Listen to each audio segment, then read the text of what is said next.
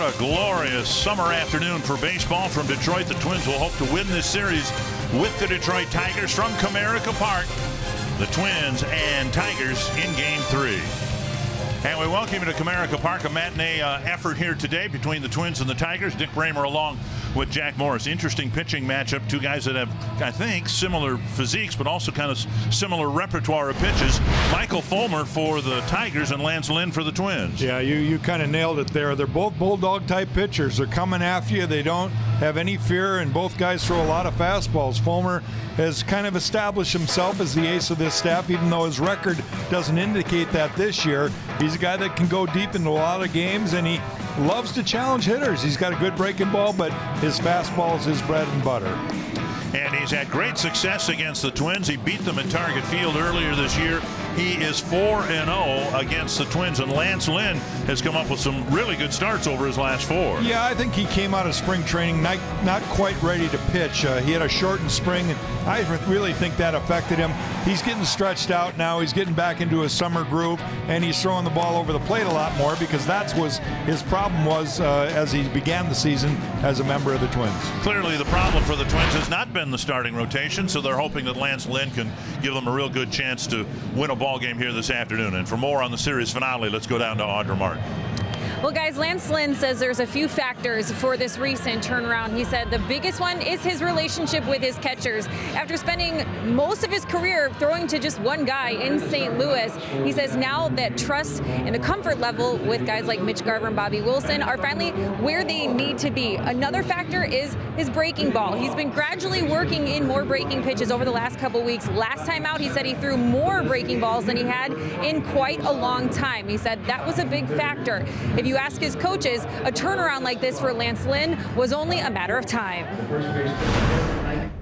Well, the one good thing about him, even when he wasn't pitching really well, he still had confidence about what he was doing and how he was doing it. He just wasn't getting results. So that kind of kept going, and the team behind him right now, anytime he goes out there, they know he's going to throw fastballs, they know he's going to throw strikes, and they're playing well behind him. It's just been a matter of him, getting back to being who he was when he was successful, which includes being able to, pound the strike zone, use a lot of fastballs, trust his velocity and movement to get weak contact. And, he's put together some pretty good starts. So he's, kind of got going against these guys. He had a nice game against them last time. We just hope that continues. Coming up, Eduardo Escobar added 2 more hits to his hot streak last night as he continues to be a huge asset for this Minnesota roster. We have more on Esky's impact coming up next.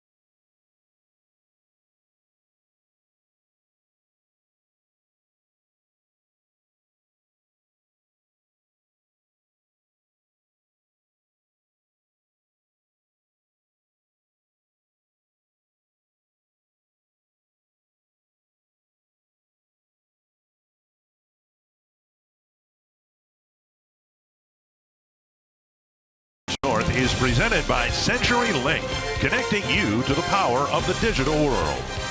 By Sanford Orthopedics and Sports Medicine, for the everyday competitor in all of us.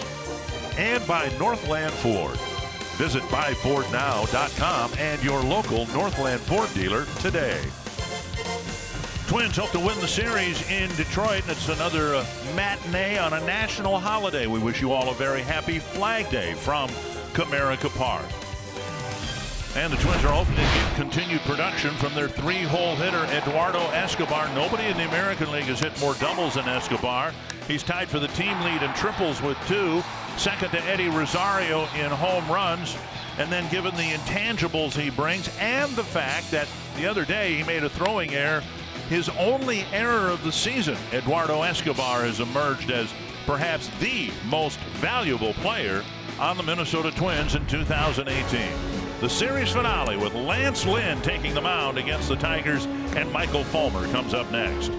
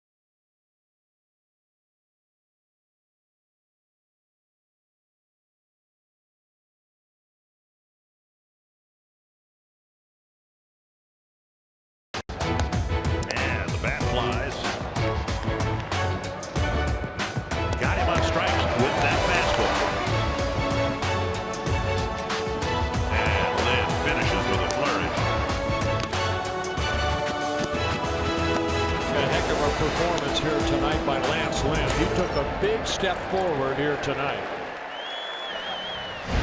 And Lynn will hope to continue to take steps forward. Just 4 earned runs allowed in his last 4 starts, each start lasting at least 6 innings. And the Twins need to rebound after a very disappointing loss last night with a win here today.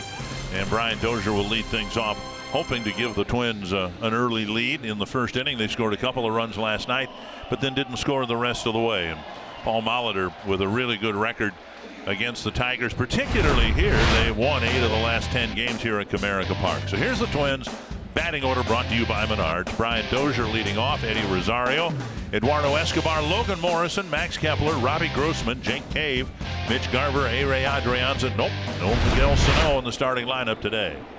Here's Dozier against Fulmer. And the first pitch inside, ball 1. Today's starting pitcher stats is brought to you by Home Furniture. Michael Fulmer, he is making his 14th start of the year. Bulldog type guy. He's going to throw a lot of fastballs, challenge the hitters. Left center field, and ranging over is Martin to make the catch one away. So 2 pitches into the ball game. Fulmer has his first out.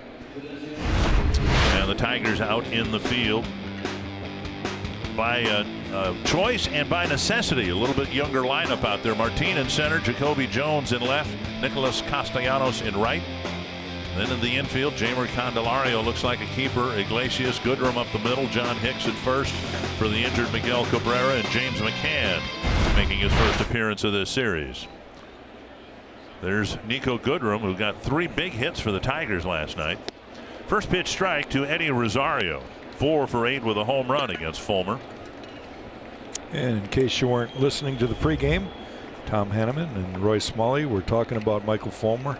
4-0 against the Twins. Never have the Twins beaten him. Very respectable 3.04 ERA. So Twins need to show him that he can get beat. May 23rd, Brian Dozier started the ball game for the Twins with a double, scored on a Rosario single, and that was the only run. Here's a ball lifted to right field, carrying fairly deep, going back, and that ball is off the wall, fielded well by the right fielder Castellanos, but Rosario is in at second with another hustle double. Eddie Rosario with another double similar to the hustle double he got last night. It didn't look off the bat, at least, that the ball was going to carry all the way to the wall. I think Eddie thought it might be a home run, but this ball gets by Castellanos. He plays it well off the wall, and then Eddie's a little bit surprised, so he has to kick it into high gear as he rounds first, and he does turn it on. You can see him just jogging down the line. At all. Right, but now he does. That's where he starts running, and you know, you got to run out of the box. That's what every coach tries to teach you. Well, Rosario had to turn it on because he didn't hustle out of the box. Paul Molitor was talking about that today. So you hit a ball like that, you've got 90 feet. That's granted. So you run hard for the first 90 and then try to put yourself in position to get the second 90 feet. Nevertheless, Rosario's at second. And 1 strike to Escobar.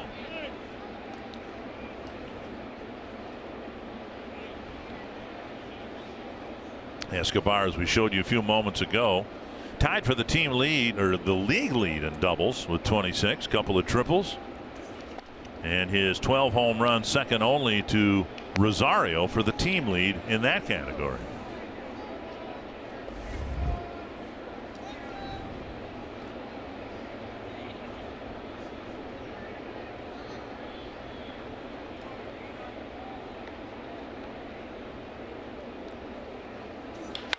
Ground ball, base hit, right field.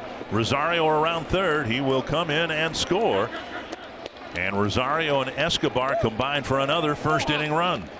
Good for those guys. They keep hitting the ball, generating the offense. Eduardo Escobar got a triple in yesterday's game after 23 Twins hitters were put down in that order. So good to see him continuing his hitting streak. Driving the ball hard through the right side. Rosario scores easily. Well, the challenge hasn't been getting hits from those two guys. Rosario and Escobar pretty much carried this club for a couple of weeks now. We'll see if some of the other hitters can fill in around them, starting with Morrison's at bat here in the first inning. Fouled back. Logan hitting just 191. 7 home runs, but only 21 runs batted in.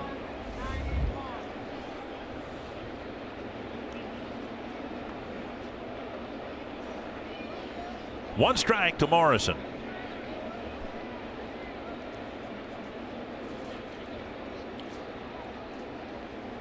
Swing and a miss, 0-2. Tigers don't have a pure shift on Morrison right now, but they're shifted towards the right side, at least on the left side of the infield. Third baseman Candelario and Iglesias both shifted way over. A lot of room down the left field line if he chooses to try to shoot that outside pitch that way.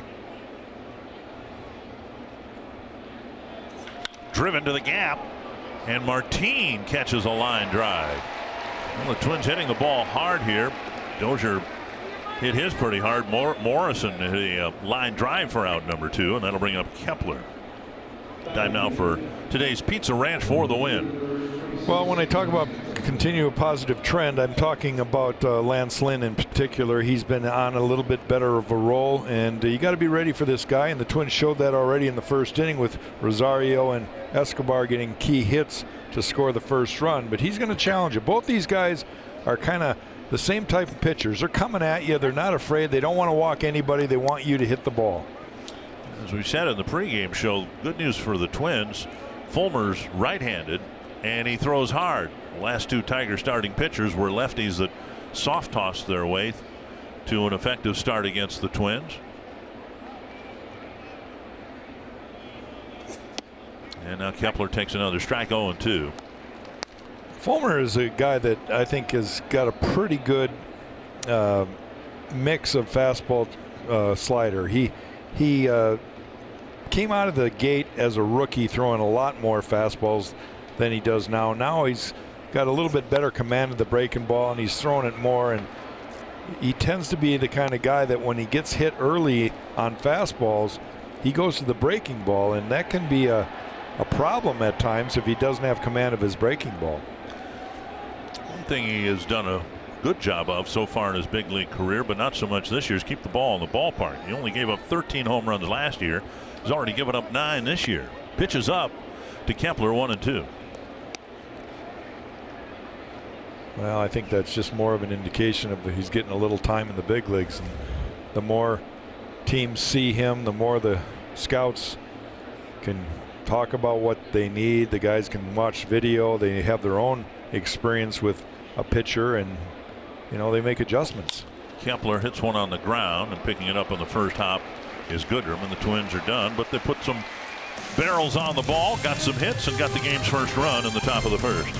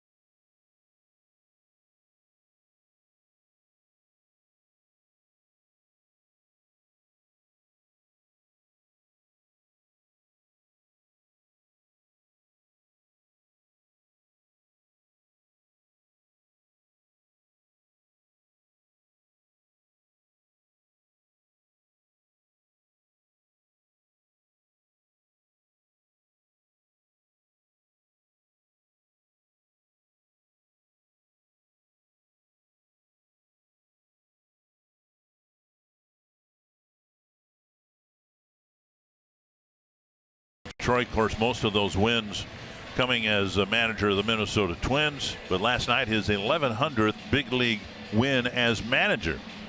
Pretty distinguished names on that list.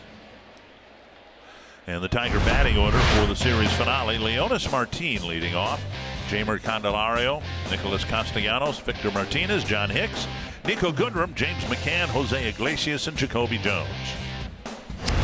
Today's starting pitcher stats are brought to you by Home Furniture. Lance Lynn towing the rubber for his 13th time this season. He's got a no decision his last time out, although he pitched 6 strong innings against the Angels, and 2-1 with a 2.84 ERA lifetime against the Tigers. He's been on a little bit of an upward trend, and let's hope that continues. Martin tries to bunt, strike one.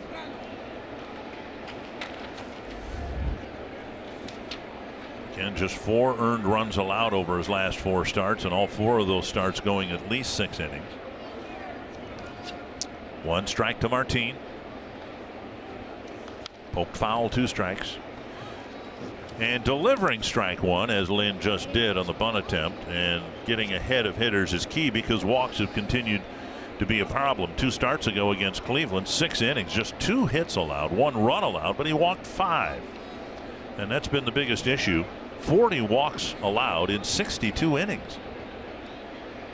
0-2 to Martin. Bounced foul. And that's really not the type of pitcher that Lance Lynn is. He's a guy that attacks the strike zone, comes after you.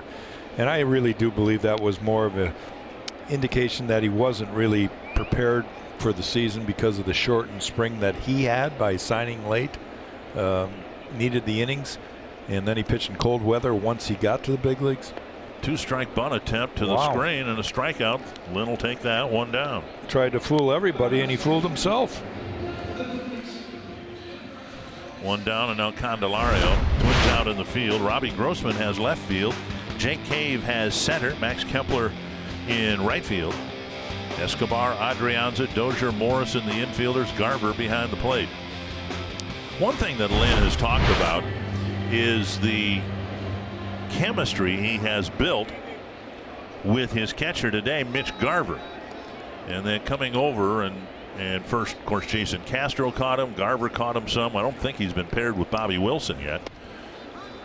And so I want to ask you whether that is or could be in any way a factor in his slow start. There are a lot of different factors according to Paul Molitor, but Lynn says one thing is he just feels like he's in a better rhythm with his catcher now. Well, you know, he pitched in St. Louis, had Yadi Molina all those years that he was there, and that's a comfort zone that obviously is a big factor. And I can verify that you go to a new team and you've got a whole different group of catchers, whether it's 1 or 2 guys, and you find one that works better with you than the other probably. And of course the manager doesn't really consider the pitcher and what his thoughts are. He's trying to generate offense and put a product on the field that's going to help his team win a game.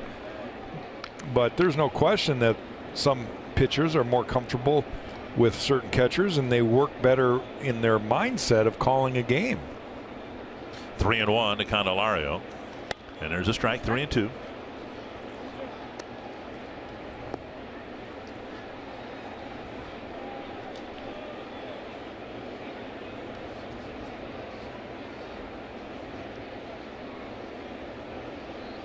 Full count to the Tiger third baseman, and he took ball 4, and it's walk number 1 here this afternoon from Lance Lynn. Rob Drake calling balls and strikes this afternoon. Mike Winters at first, Mike Malinsky at second, Tim Timmons at third. Nicholas Castellanos will bat for the Tigers.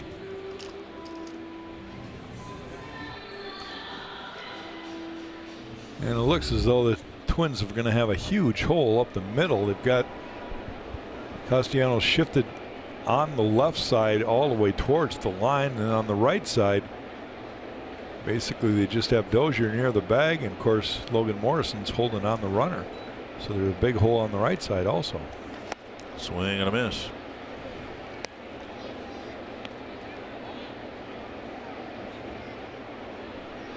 See, Castellanos doesn't go right field very often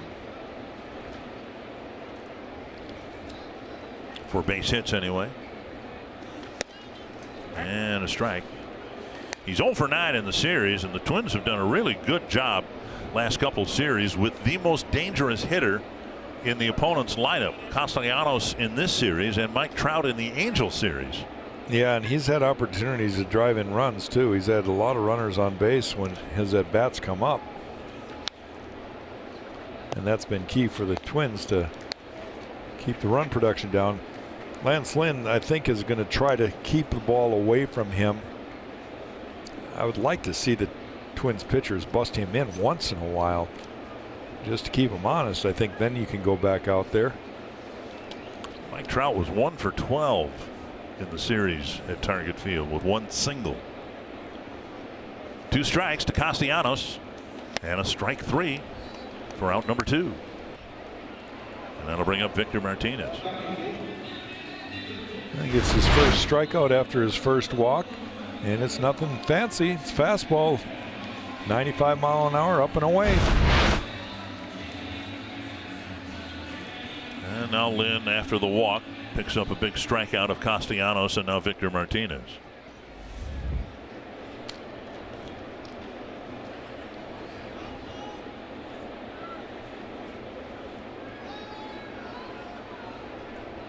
Twins have handled Martinez well in this series, but a lot of teams have handled him well. The average down to 238. Outside, ball one.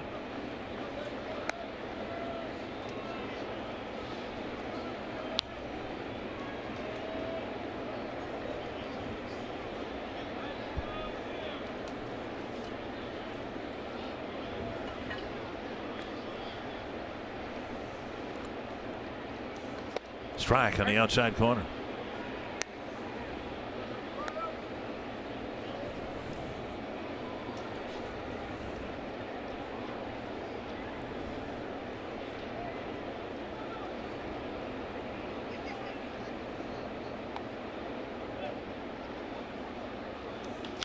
And now fouled over the Tiger dugout, 1-2. Lynn working fairly quickly and getting ahead in this case again. 2 outs already. Just needs to get the boys back in the dugout again. See if they can score in the second inning this time. Keep adding on runs. That'd be nice. Nice concept. 1-2 to Victor Martinez in the last year of his deal with the Tigers. And now 2-2.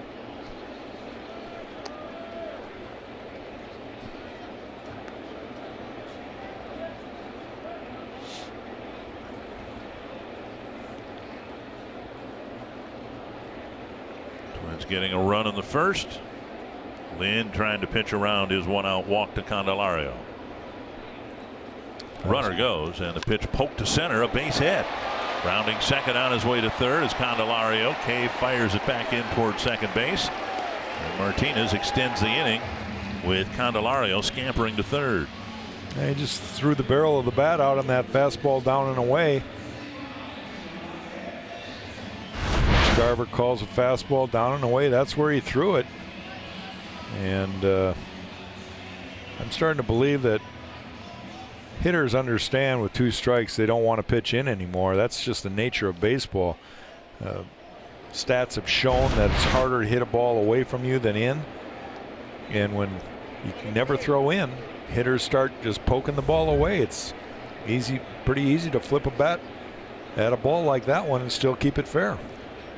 John Hicks got 3 singles in the game last night. He swings through strike 1. Hicks will be the Tiger first baseman, at least till further notice, in the absence of Cabrera, who's having his tendon surgically reattached today. Surgery in New York after injuring the tendon, having it separate from his elbow here 2 nights ago. Swing and a miss again, and it's 0-2. Well, Lynn hoping for better results than Addison Reed had last night.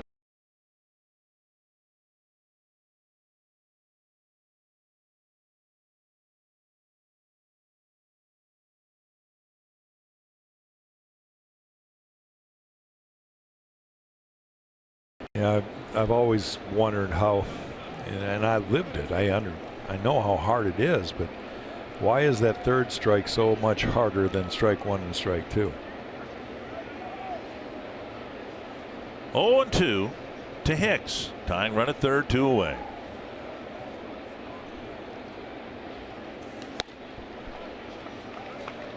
One and two.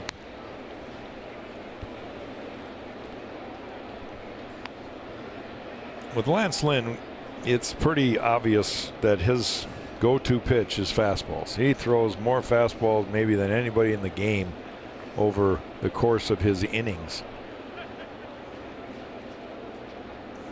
Foul back again. 96. It's a good fastball in terms of velocity, and when he's controlling it, it's been a really effective pitch for him. But he says he's kind of and you did it too. I know Burt did it.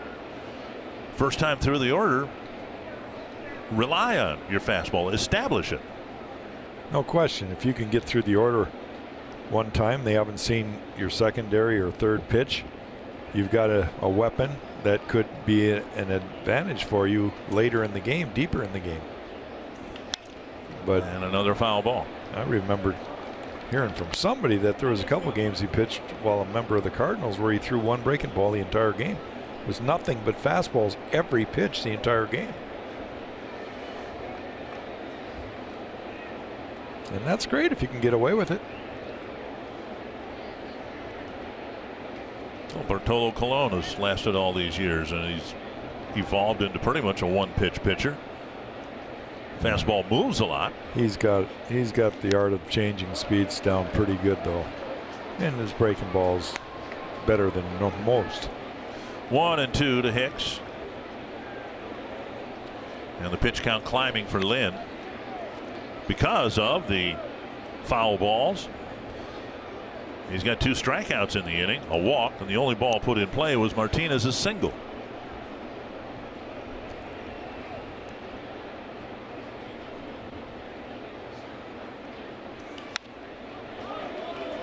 Well, he's tried to change speeds on the fastball. We've seen 96, that 93, and Hicks is able to get a piece of everything. Still ahead on the count, 1-2. Well, that's the other puzzling thing about Lance Lynn.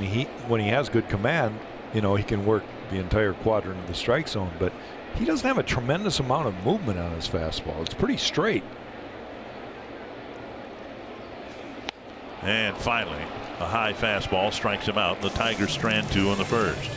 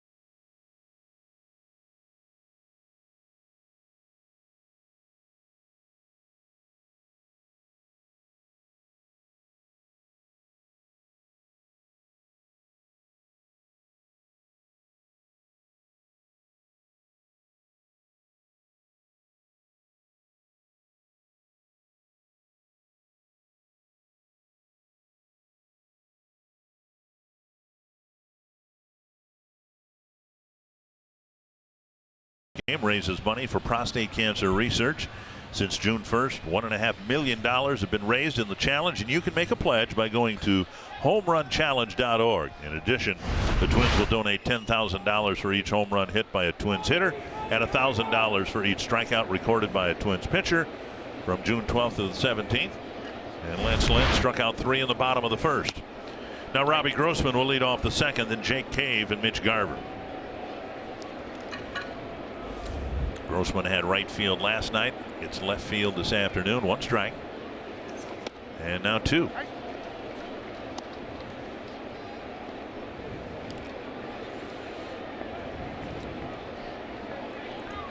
Well, Robbie Grossman playing left field today after right field last night. He turns around, hits from the left side because of a right-handed pitcher today instead of the left-hander where he hit right-handed yesterday. Did you catch all that? Yeah. And Robbie's been part of the offensive malaise for this team. His numbers down quite a bit from what they were a year ago, both his hits and his walks. This time last year he was in the top 10 in the American League in on-base percentage. Grounded foul. The average American League team will score just under 4.5 runs per game. It's 4.44 runs per game. All the games played in the American League, all 15 teams. So that's the average. The Twins, when they have scored 4 or more runs, have a record of 27 and 13. So just by scoring 4 runs a game, the Twins would be have a 27 and 13 mark. Grossman takes a called third strike, 1 down. Fulmer records his first strikeout. And then the other number, the Twins are 4-19 when they score 3 runs or less. And it's not the one-loss record. I think we had a chance to watch that and wouldn't be surprised by that. But the number of games, 23 times the Twins have scored 3 runs or less. That's a big number. Did I ever remind you that I never lost with 10? I remember you saying that, and I remember hearing you say that in 1991. Give me 10. Get 10. If you want to win, it's guaranteed. I've never lost. And I'm sure there's a lot of guys in the Twins dugout that could say the same thing. 1-1 to Jake Cave, and a ball to center. And Martin has caught 3 line drives. Twins have hit the ball pretty hard against Fulmer. That's an out for out number 2. And that'll bring up Mitch Garver.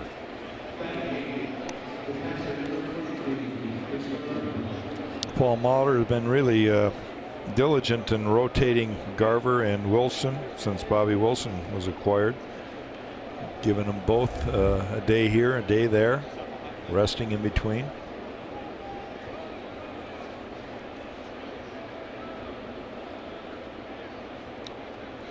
Garver takes outside, ball 1.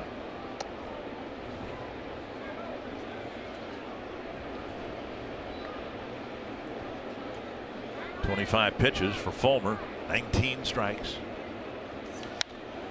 When he faced the Twins at Target Field on May 23rd, Twins got their first inning run.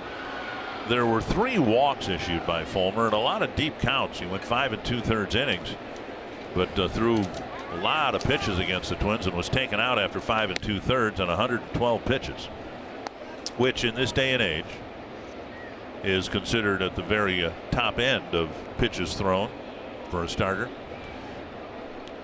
2-1 to Garver. 2-2.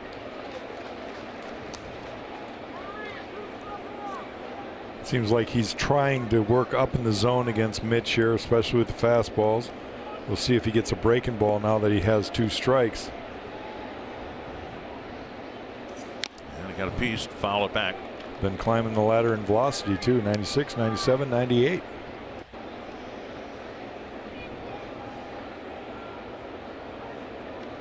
Trying to think, wasn't his velocity down a little bit when he faced the Twins at Target Field? Yeah. I don't remember him getting in the high 90s. Up and away now, 3-2 with Adrianza on deck. 99 on that one.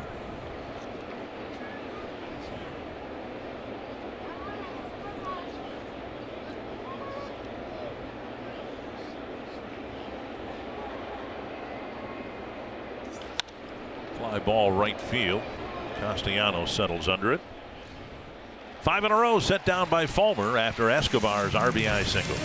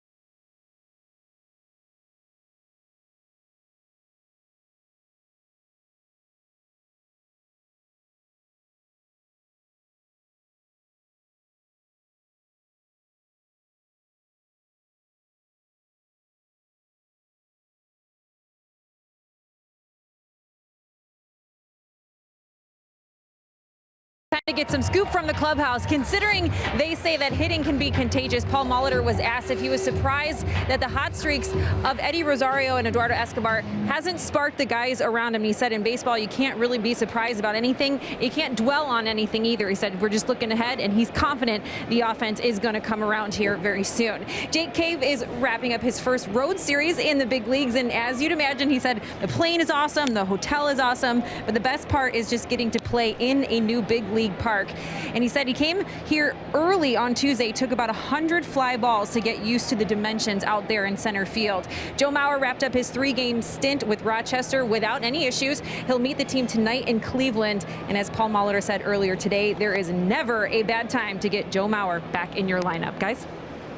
Well, thank you, Audrey. It'll be interesting to see Joe where he plays in the lineup, not in the lineup so much. We expect he may hit leadoff for all we know, but how much first base he'll play when he first gets back to the big league roster. Yeah, I got to add something to Audra's comments there.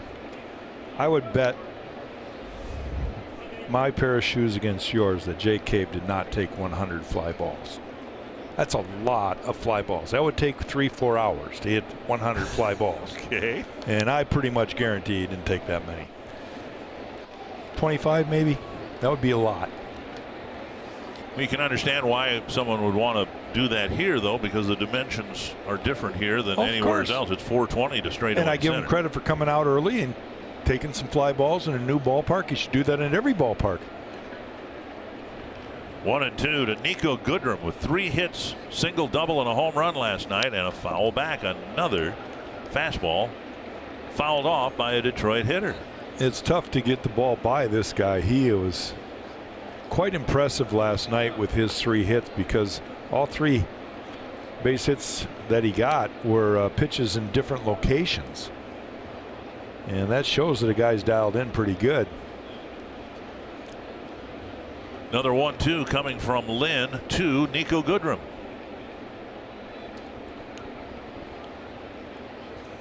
Bouncer to Dozier. Goodrem hustles it out, but he's thrown out, 1 away. That'll bring up James Mccann. Sanford Health injury report. Byron Buxton took batting practice yesterday, early hitting yesterday, and he will be sent out at some point on a rehab assignment. Joe Mauer will come off a rehab assignment. Played first base all 9 innings for the Rochester Red Wings in Scranton. And Irvin Santana had to be taken off his rehab assignment, shut down for a while, now trying to build his way back up again, hoping to contribute to the Twins in the second half of the year. Here is James Mccann, has been dealing with a bit of a flu bug, missed the first couple games, back on the lineup today. Pitches up, ball 1. Really, James Mccann is their everyday catcher. He's the guy that has been carrying the load for the Tigers for a few years now. High strike called, 1-1.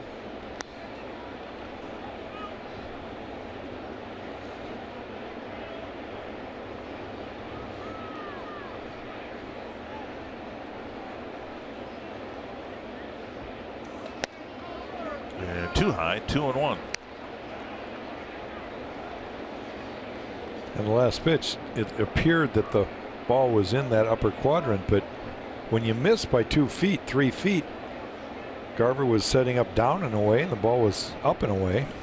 Fouled away, 2-2. I think umpires just sometimes react to how far the catcher has to move the glove rather than really know exactly.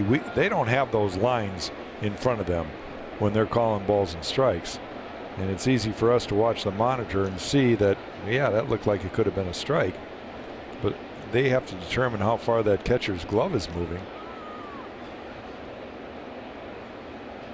2-2. Breaking ball. Backhanded by Adrianza. One throw on target, 2 down. Good play by the Twins shortstop. One of the few breaking balls, maybe the only breaking ball that Lynn has thrown. You know, I was just thinking about it before the ball was hit. I said he shook. It's the first time he shook, so it's got to be a breaking ball, right? So 2 down here in the second, and now Jose Iglesias.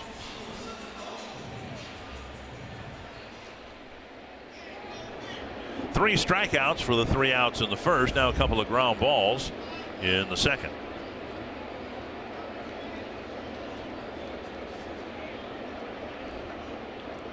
When we say fastball, when in reality he has 2 different pitches. He's got the 2-seamer that gets the ground balls, the sinking fastball, and the 4-seamer that he runs up to get swings and misses. So 77% plus fastballs, but 2 different fastballs.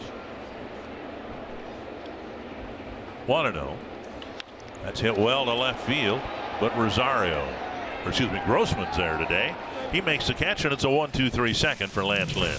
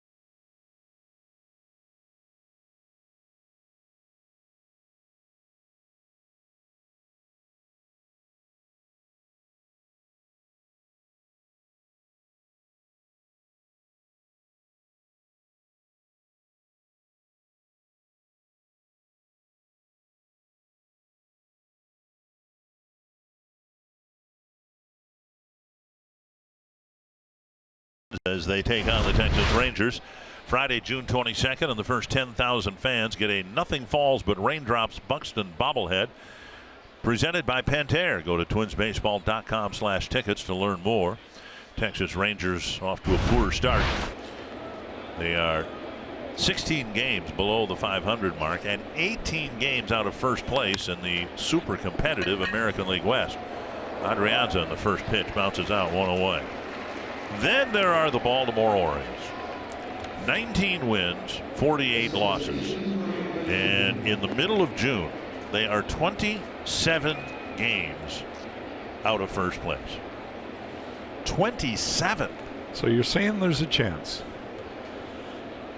Yankees 43-20, and the Red Sox you got 47-22. It's not a good year to have a bad year. I was going to say you've got 2 teams in that division that are going to battle all the way to the end for first place in that division. They don't want to be the wild card team. They want to be the division champs.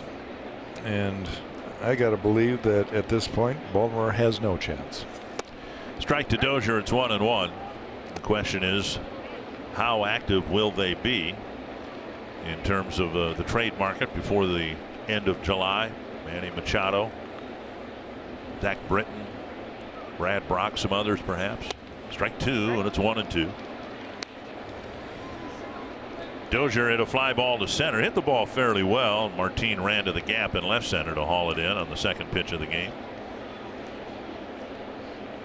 3 hits in the game, 1 run for the Twins. 2-2.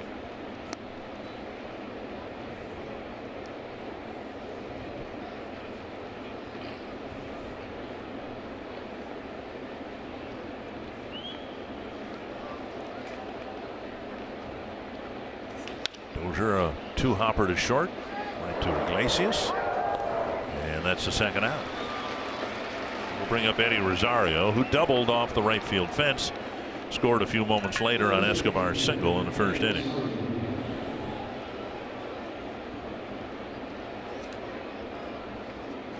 You must have felt, as Fulmer must feel, taking the mound against the Twins, that even though the score says he's behind by a run, he's almost pitching with the lead because he's had so much success against them. Weren't you like 9-0 against the Twins at the Metrodome before the playoffs in '87, something like that?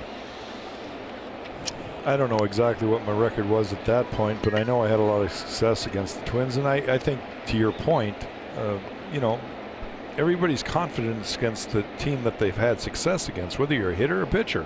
If you've had good luck against a certain pitcher as a hitter, you probably feel pretty confident that you're going to get some hits that day. And, you know, Fulmer is 4-0 now against the Twins. So, you know, that first run, he's thinking, well, I hope that doesn't cause me a bad day because I feel pretty good right now.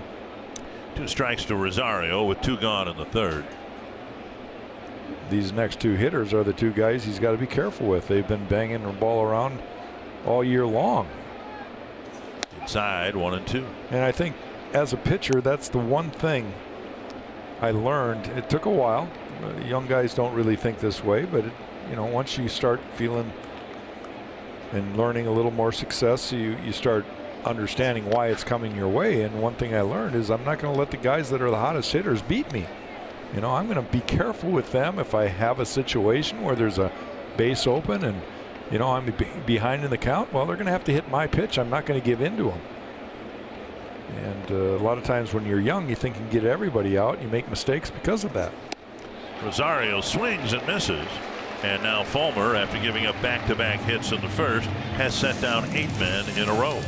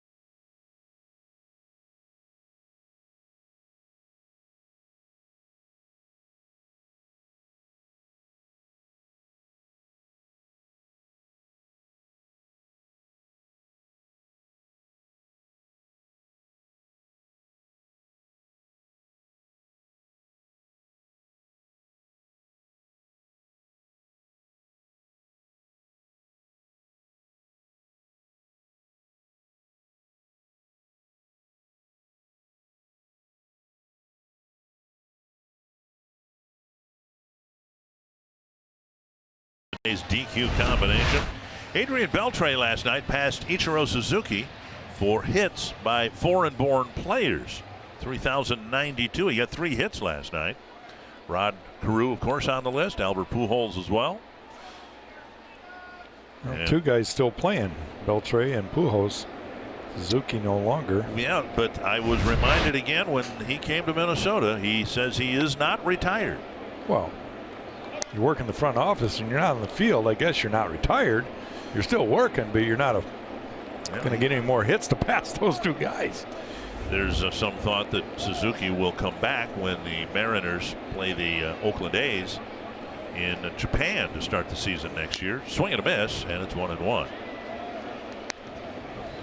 Jacoby Jones, and then Leonis Martin and Jeimer Candelario.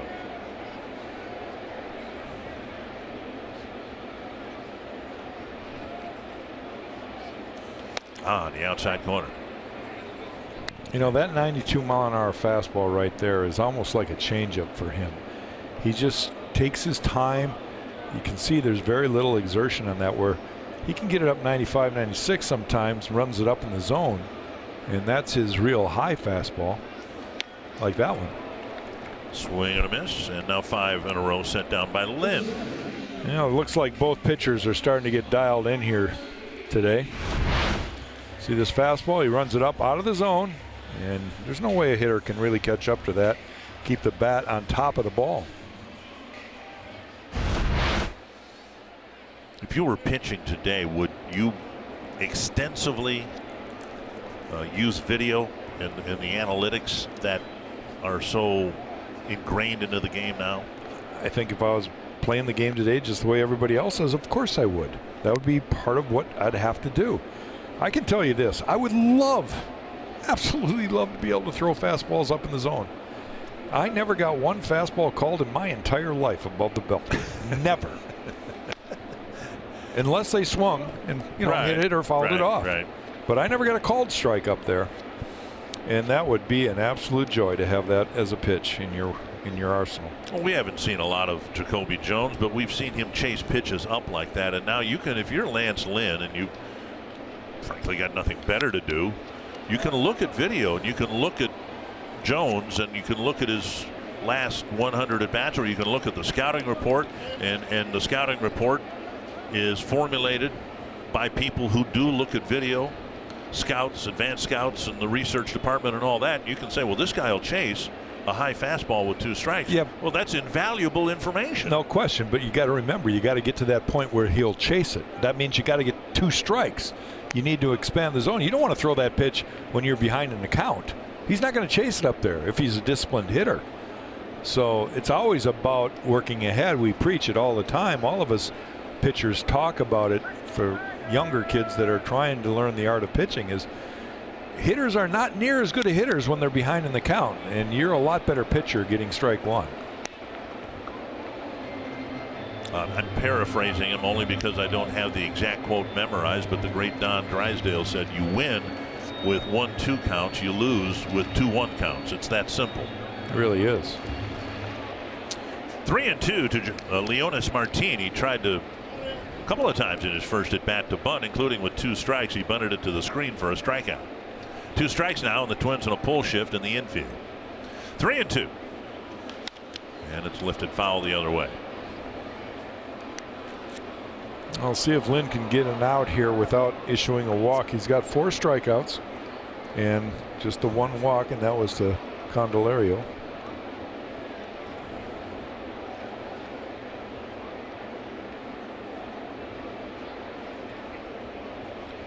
Full count to Martin. Candelario on deck. Snap bat. And Escobar, playing on the right side of the infield, makes the play, and he'll jog over to his third base position. 2 down. You know, one thing we haven't really talked about too much with pitchers, we see this swing and he gets in his kitchen. That's what we call the kitchen, where you're inside breaking the bat handle, and weak ground ball to Escobar, who is in the shift. But the one thing we haven't talked about too much is some of the things that old managers, that I think back, Tom Kelly, preached all the time. Get the guys in the dugout quickly as you can. And the more deep counts you have, the more standing around the defense is. And you want to keep those guys involved. Outfielders want to be a part of this. Ball drops in front of Cave. Candelario aboard with a 2-out single. And by keeping them on their toes, because you're getting ground balls and fly balls, keeps them active. They feel a part of it. And when they stand around long times because of 3-2 counts and then walks, it's not only bad for the pitcher because you have base runners, but you're taking your defense out of the game. I always remember Torrey Hunter's quote, and I won't mention who it was about. He pitched for the Twins during Torrey's tenure, briefly. And he said Torrey stands out there in center field, and he's watching a pitcher trying to figure out how he's going to get the batter out. When the batter steps in the box for the first time, and he's already thinking how he's going to get him out on 3-2. And Torrey said he's standing there, and he's getting flat-footed and all the things you don't want your fielders to do, because this guy's trying to figure out how he's going to get him out when the count runs to 3-2. 1-0. Swing and a miss, 1-1. I can tell you, and I mean this from the bottom of my heart, I was lucky enough. I had a bunch of strikeouts, not as many as a lot of guys, but I had over 2,000 strikeouts in my career. And I would take first pitch outs every single time. A one pitch out. Matt Belisle came in the game last night in relief. He threw one pitch. His best outing he's had all year as a Twin. An interesting article I read this morning on the bus ride in about Jake Arrieta and what he's trying to teach some of these young Philadelphia pitchers about, big deal about the immaculate inning. What Scherzer had one of those the other day, 3 strikeouts on 9 pitches. No, the immaculate inning. 3 pitches. 3 pitches, 3 outs. Yeah. That's the ideal because that allows you to pitch deep into the ballgame. 1-2 to Castellanos. Struck out swinging his first time up. And I mean, it's almost effortless to get 1 and 2 pitch outs. You go out there, you're barely breaking a sweat. And I talk about it all the time, but the best teammate I ever had watching was an artist at that was Jimmy Key when I pitched in Toronto. I mean, I don't know how I used to ask him, how do you get guys to swing at pitches that early in counts? Lynn strikes out Castellanos, gets him to chase a mid-90s fastball. It's still 1-0 Twins. We'll see if Eduardo Escobar, Logan Morrison, and Max Kepler can change the scoreboard when we come back.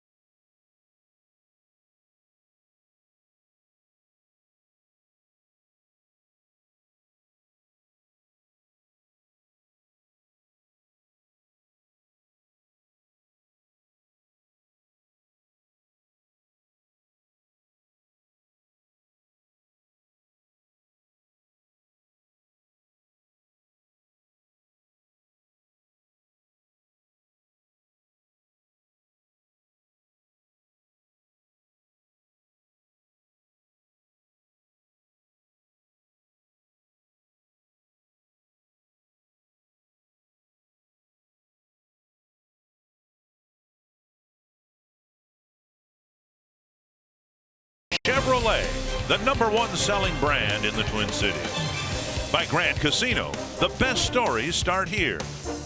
And by Wisconsin Dells, the water park capital of the world. Dick Bramer, Audra Martin, and Jack Morris for the series finale here in Detroit. Eduardo Escobar will lead off the 4th. First pitch fouled back. And Jack Morris later this summer will be entering the Baseball Hall of Fame in Cooperstown. He'll also have his number retired here in Detroit. 1 strike to Escobar. But he will be just the 2nd Tiger pitcher to be inducted into the Baseball Hall of Fame. The only other Tiger pitcher to be enshrined in Cooperstown is Hal Newhouser. The ball popped up near second base, and Iglesias steps over the bag and makes the catch. 1 away. Now, Hal Newhouser was a 2-time league MVP, was a dominant pitcher for the Tigers in 1944, 1945, the war years, and he had to wait 37 years after he threw his last pitch to be inducted into the Baseball Hall of Fame. Now, I know you had to wait far too long in my mind, but can you imagine waiting 37 years? Thankfully, he was able to live the final years of his life enshrined in Cooperstown, but that's a long time to wait. Yeah, and there's been so many different points of view and that whole thing. You and I both know that our good friend Tony Oliva, Jim Codd have both been on the ballot. We both believe they're Hall of Famers, and yet they have to wait. it'll be getting close to that if they get in, and I hope they get in soon.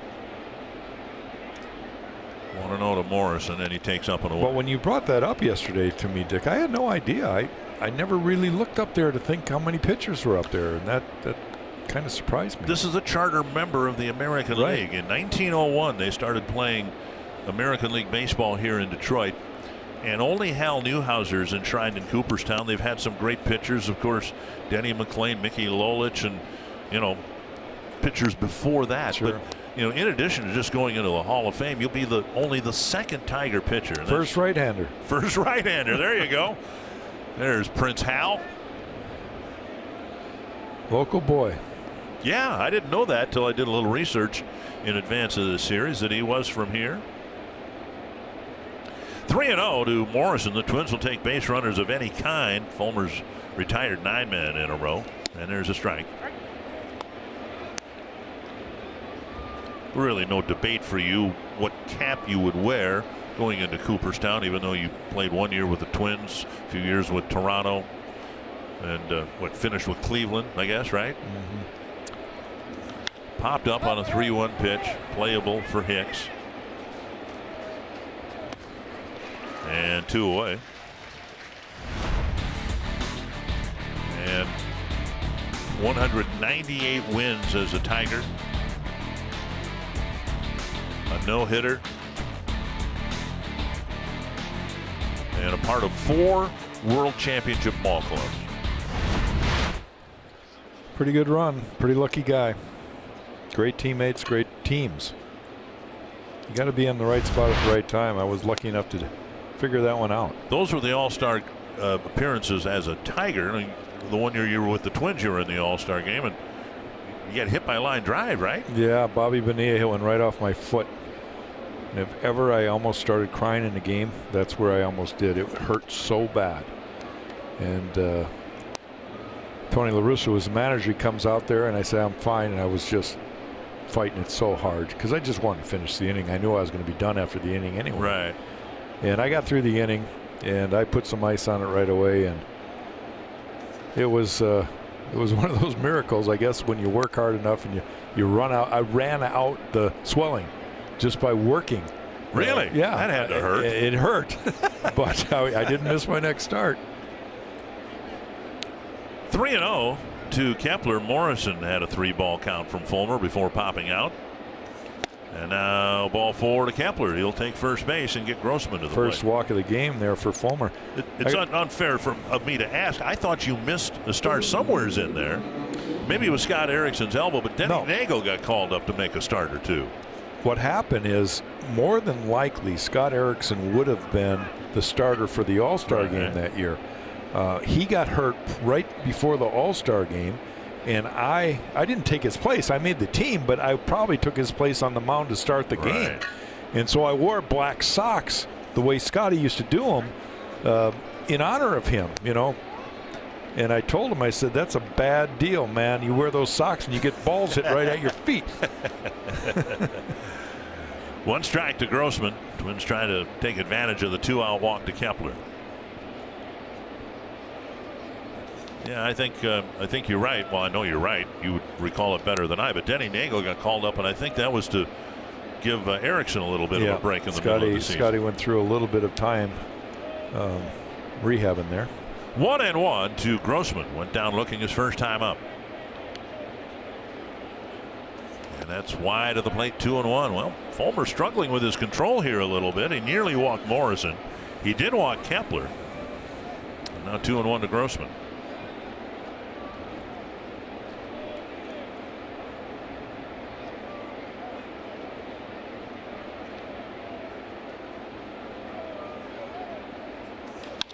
Hit to the gap in left center field, and Martin closes on it and gives way to Jacoby Jones, who makes the catch. And the Twins are scoreless in the 4th.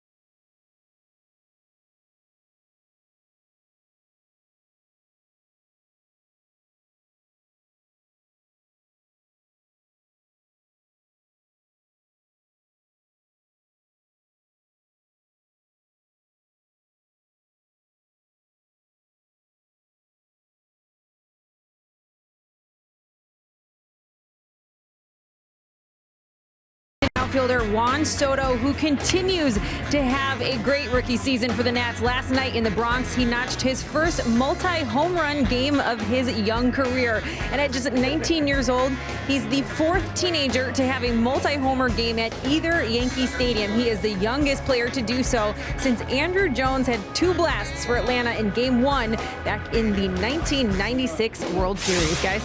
Wow. 19 years old, you go deep twice at Yankee Stadium. Make it look easy, huh? Ball 1 to Victor Martinez. Oddly, he's one of the reasons why the Nationals might just let Bryce Harper walk as a free agent. You know, Nationals have a really good roster without Bryce Harper. You know, and they've got some good young players. Well, ball left side, or right side rather, and Adrianza picks it up, throws out Martinez, 1 away. You know, they've got some good young players. It was Adrianza throwing out Martinez. Hicks will bat. You can see they're a game behind Atlanta. Talk about a team with a lot of good young players, but the Braves don't have a franchise player about ready to enter free agency. And given the price tag that's been rumored out there for Bryce Harper, what, $30 million a year for 10 years, whatever it is, might be prudent for the Nationals to say, you know what, we'll take a fraction of that money and reinvest it elsewhere. And we've got a pretty good nucleus as it is. We think we're going to be good for a while, and we wish you the best of luck. 1 strike to Hicks, struck out swinging his first time up. Pull shift on for Hicks in the infield.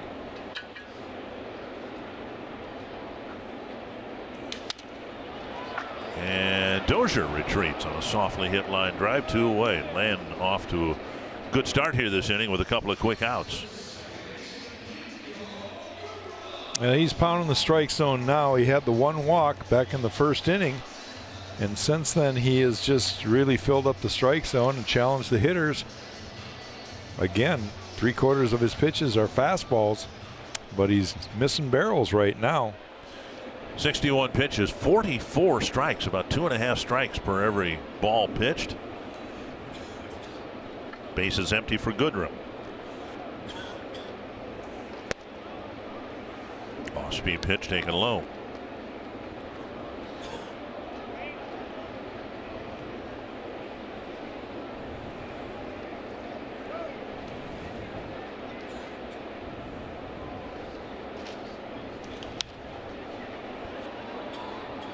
Now 1-1.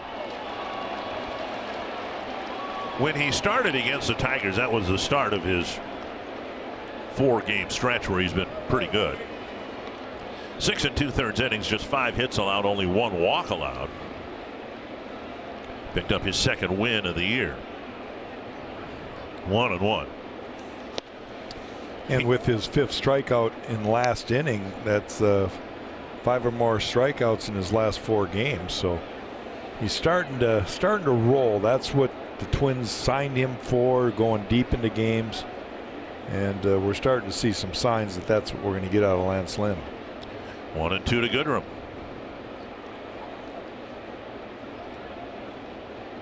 '65th pitch of the ball game. It's the final pitch of the bottom of the 4th. 1-0 Twins.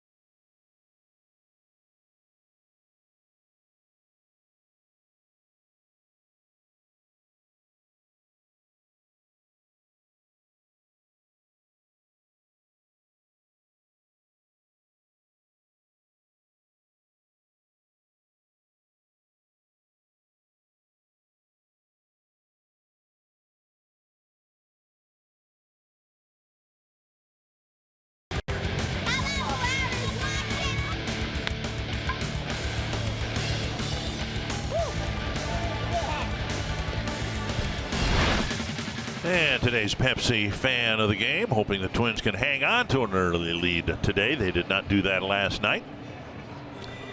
This is, I think, an enjoyable ballpark for Twins fans to come to. We see a lot of Twins fans at all the visiting ballparks, but this is a beautiful urban ballpark. They really did a nice job here. When they originally built this, it was definitely pitcher friendly, and they had a few guys that were crying a little bit about not being able to hit the home runs they were used to hitting. So they brought the bullpens that used to be in the corners down the right field line. They put a fence out there, brought the left field in about 30 feet, which was huge. I mean, it was very spacious prior to that. But they brought the original flagpole from Tiger Stadium and put it out there in left center field. And it's still a massive ballpark. A beautiful ballpark, I think. Jake Cave takes low, ball one. When they first opened it, the back wall of the bullpen was the fence. And they were interested and made a huge offer. There's Cave lining one to left, and it's caught by Jacoby Jones one away. He's lined out twice. They made a huge offer to Juan Gonzalez. That's who I was referring to. Yeah, and Juan Gonzalez, looked at the left field fence here and said, I don't want to play here. Well, he did. He came here and couldn't hit home runs. He didn't resign here, though. No. One down, and now Mitch Garver.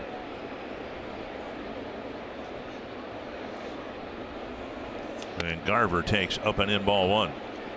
1-0 our score, as they did last night. Twins got a first inning run. And unfortunately, as they did last night, they've done nothing since the first inning. Taken one walk, that's been it. Garver dribbles it up the line. Yeah, that's a thing of beauty right there. And a base hit for Mitch Garver. So Cave hits a line drive for an out.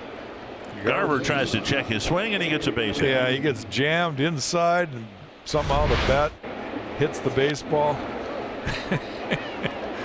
Go figure.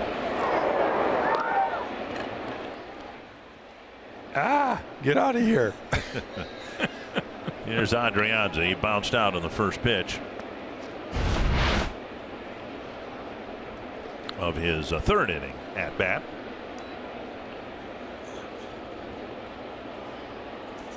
And he tries to check his swing and fouls it to the screen. Would you be in agreement with me that every single ballpark is a better looking ballpark when there's people that fill it up? Oh, sure. Yeah. I mean, to me, I don't care how pretty the ballpark is. When there's nobody there, it's ugly. Baseball is meant to be enjoyed by masses. And conversely, we may have played in the ugliest ballpark ever built, the Metrodome. But when it had 54,000 people in it, it was a fun place to be. There's a ball flared to left, a base hit for Adrianza. And the Twins have something started here in the fifth inning. Well, they need to add on here. This is something they struggled with in yesterday's game. They went through the second through the seventh inning without a run scored. Erhay just kind of inside outs this one, flops it over the shortstop's head, and so the Twins have something cooking here with one out.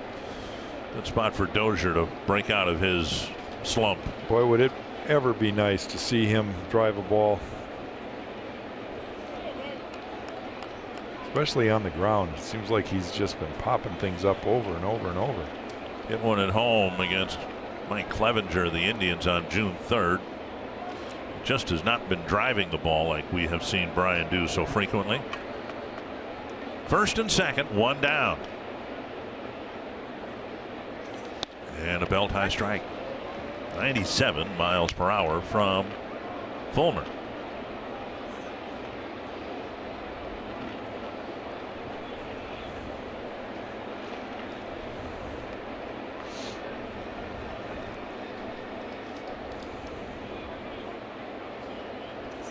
And now outside 1-1. Twins got some good news today.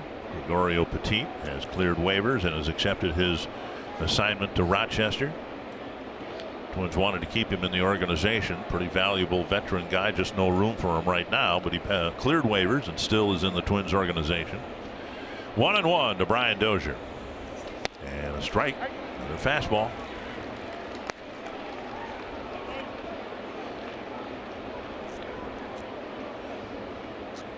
because of the possibility of a double play, the Tigers are not shifting on Doge right now, so he's got some room there on the left side that he typically doesn't have. He can drive the ball between short and third.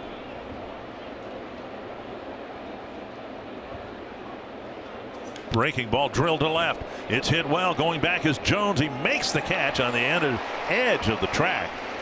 And that's the hardest ball Brian's hit for a while, but he hit it within the range of the speedy Jacoby Jones. 2 lineouts for the outs here in the 5th. And that'll bring up Rosario.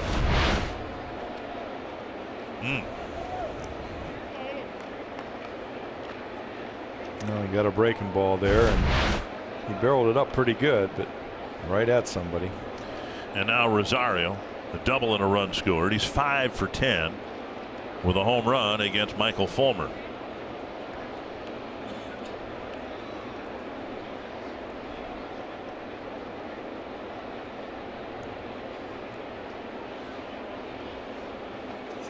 Down the line, foul.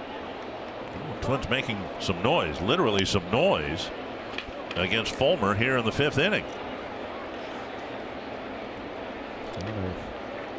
Need to figure out a way to plate a runner here. Got Garver at second and Adrianza at first.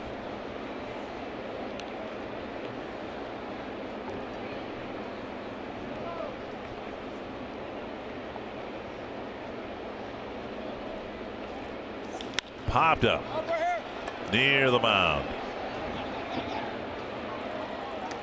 And Candelario makes the catch. The Twins strand a couple of runners. It's still 1-0.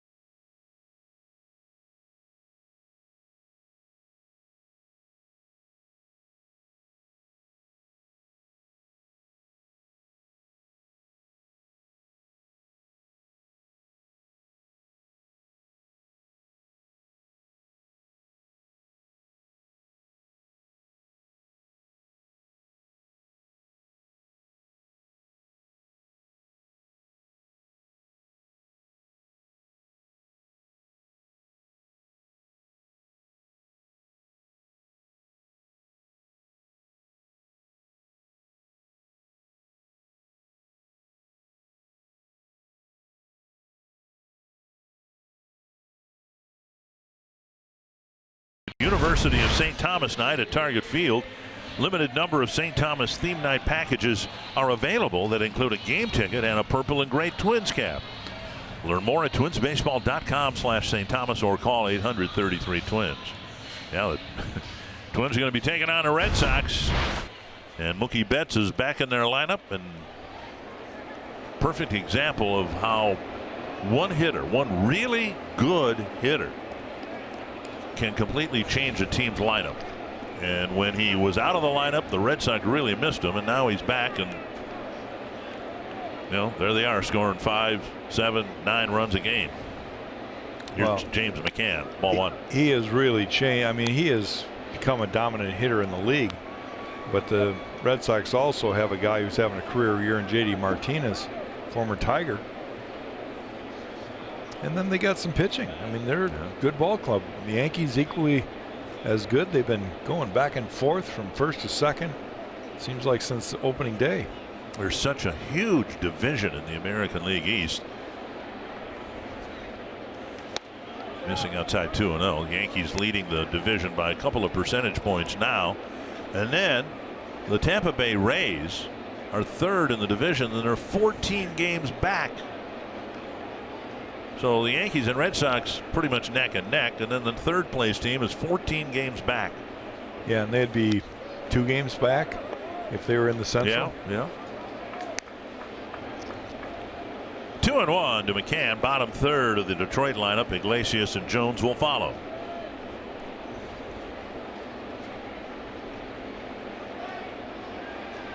Lynn's given up 2 hits and a walk. That's been it. 4 really good innings so far. And a strike taken, 2-2.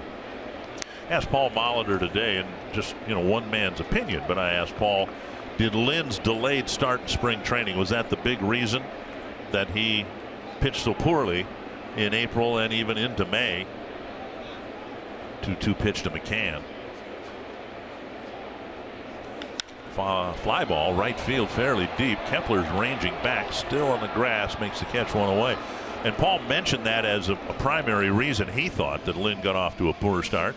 He also thought mentally the emotional disappointment, if you will, of the offseason when Lynn entered as a free agent expecting a multi-year offer for a lot of money from somebody, and none came, and finally the Twins stepped in and gave him a 1-year deal.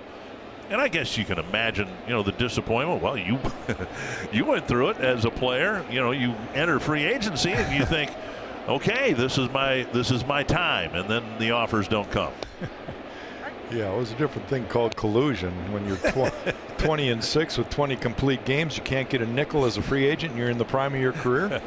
I think a little different story, but I understand it. And you still got to go out and show that you're going to be a competitor.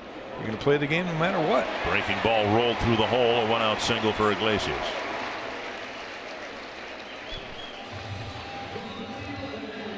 Well, that's the first hit in a while for either team. Only the 4th, 5th hit, 6th hit of the game.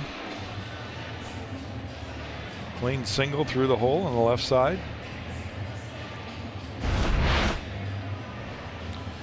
And now Jacoby Jones struck out his first time up.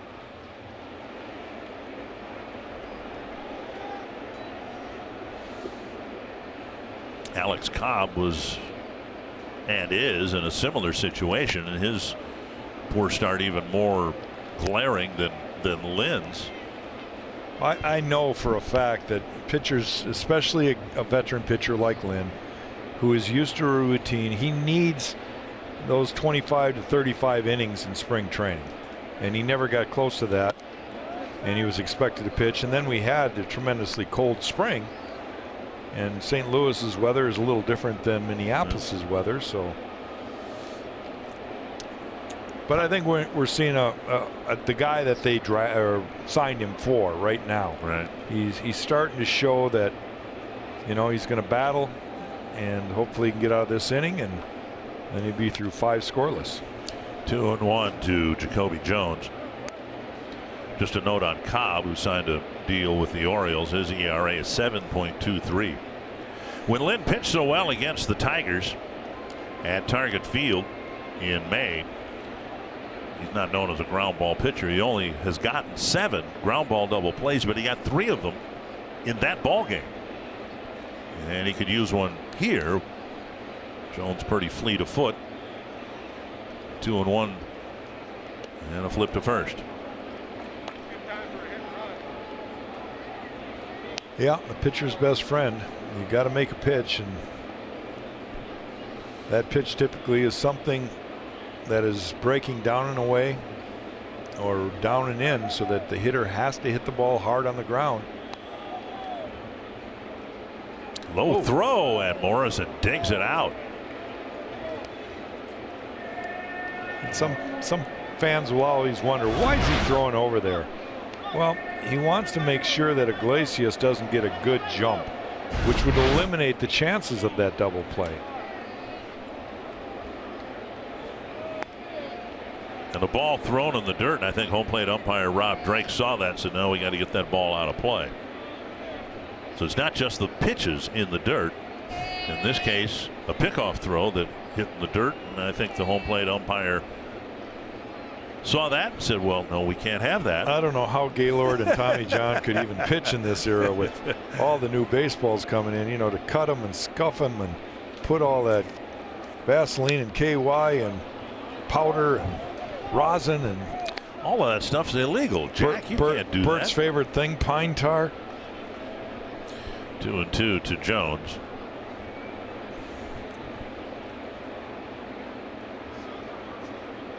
Jones, the ninth place batter. Martin on deck. Garver looks into the dugout. 2-2 pitch. You wouldn't think a pitch out would be coming here.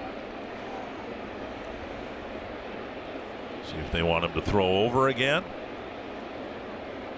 And there he goes. Outside, Garver's throw.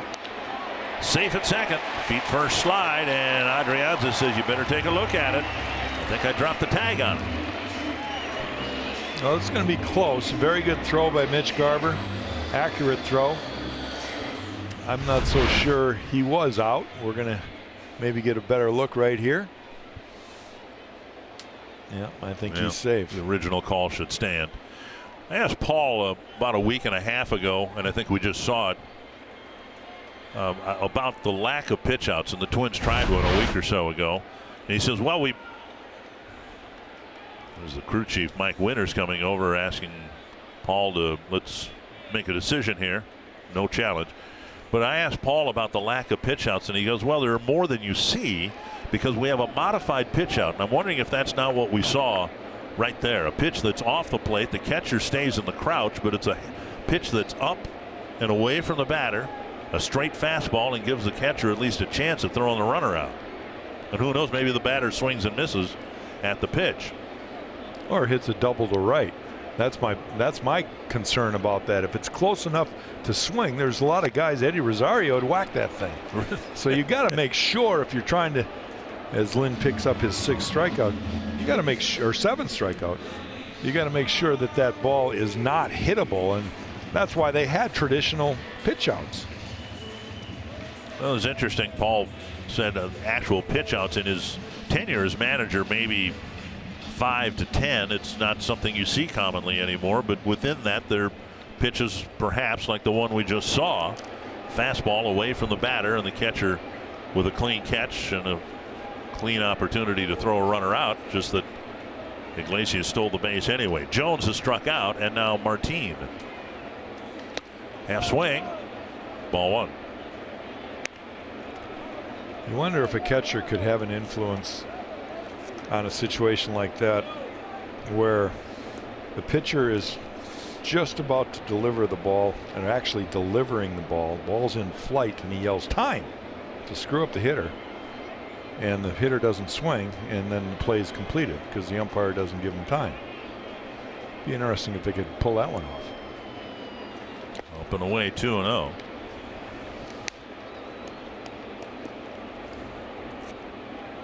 What was it Johnny Bench did it to the Red Sox? The details a little fuzzy, but in a World Series game, within the count, the Reds, I believe, made every indication they were going to intentionally walk the batter even though there were 2 strikes.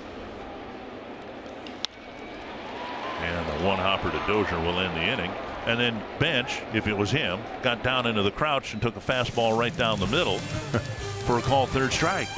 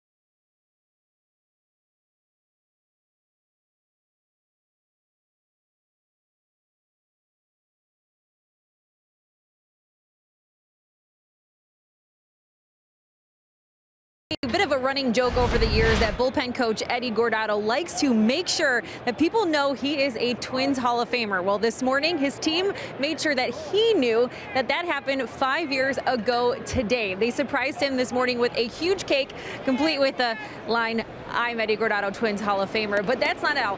A couple weeks ago, Eddie Gordato wore this T-shirt from his induction ceremony day in the clubhouse, and his colleagues saw it as an opportunity. They somehow dug up a bunch of these T-shirts and passed them out to the guys. They've been wearing them around the clubhouse all week, giving Eddie a bit of a hard time.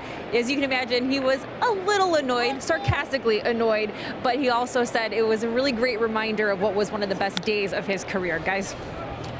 Thank you, Andre Escobar on a 1-1 pitch. Pops it up short left field, and Jones comes in to make the catch, one away. So is your Hall of Fame speech all done?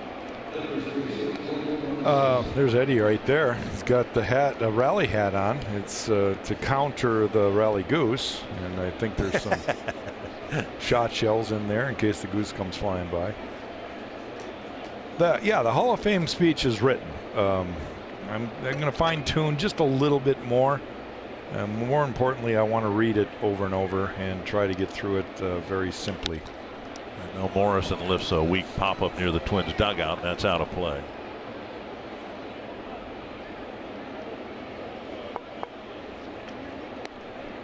How much time do they give you for the speech? 8 minutes. Okay.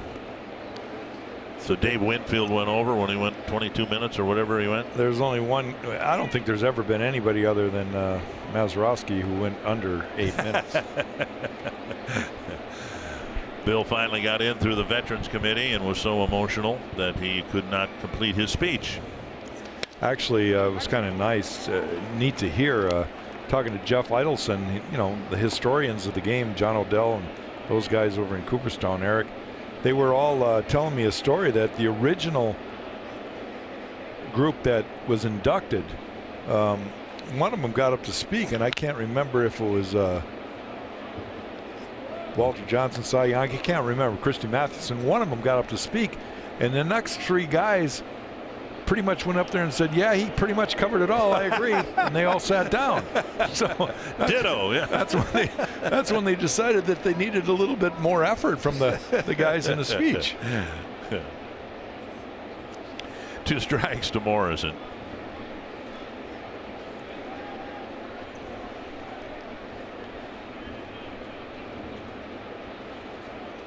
And Morrison swings and misses, and Fulmer has really pitched well against the Twins again here today. Yes, he has. Kepler will bat. 2018 Camping World MLB All-Star Ballot is now open and exclusively online. Make sure your favorite Twins are represented on this year's team by voting at twinsbaseball.com/vote.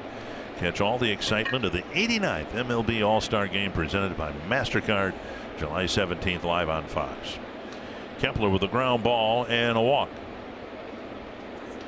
On the outside corner. You were just talking about Michael Fulmer and how he's really settled in and pitching extremely well against the Twins again. And if you're Lance Lynn, you're in the dugout, you got to think to yourself, I've got to make this one run hold up. I've got to pitch equally as well and keep it there. As long as I go, pitch count will become a part of it. He more than likely won't finish the game, but 6 or 7 innings is probably what Molitor wants out of him before he turns it over to the guys in the pen. And they just don't have any room for error right now. Wow. What an inning for Fulmer. Good breaking ball. He gets the 3, 4, and 5 batters on just a handful of pitches.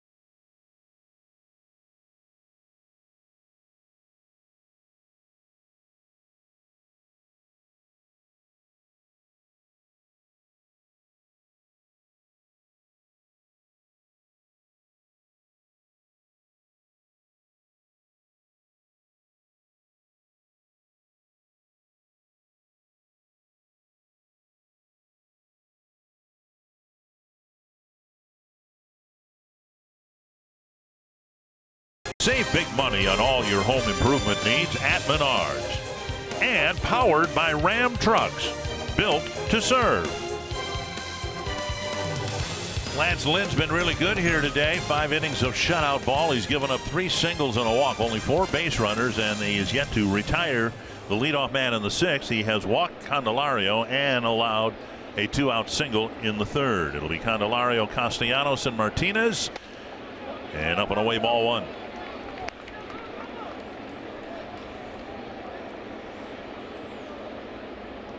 Well, you like to think if he has a clean 6th, he'll be able to go out and compete in the 7th. There's off-speed pitch over for a strike, 1-1. You see him slow his body down there with that changeup. He kind of just guided that ball in, but it's still an effective pitch because a lot of times the hitter will freeze when they don't see that exertion and that good arm action. Comes right back with the same pitch. By the time you came to the Twins in 1991, you had an off-speed pitch, and it was, if it broke 70 miles per hour, I'd be surprised. I mean, it really was a slow pitch. Yeah, and I didn't have the great changeup that a lot of guys do. I never learned the circle change. I wish I would have learned it as a younger pitcher, because that is all about arm speed, and ultimately that's what a changeup is. That ball's fouled off, but Lance Lynn is kind of what a catch! Save the beer, watch the back, go to the chiropractor. And comes up chugging the beer and holding his baseball in triumph. Watch this. Barely spilled a drop. Oh, that hurt though. He spilled a little too. 1-2 to Candelario.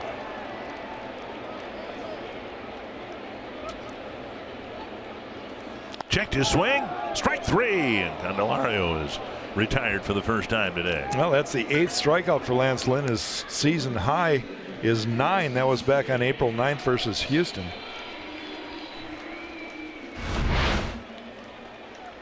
See this good breaking ball. That's a great spot for a curveball in your head. Just bounce the thing. Hitters don't really can recognize whether that ball is going to stay in the zone or break out of the zone. That's why we always talk about making sure the ball's down, especially that 12-6 type breaking ball that we just saw. Castellanos has struck out twice against Lance Lynn. Swing and a miss.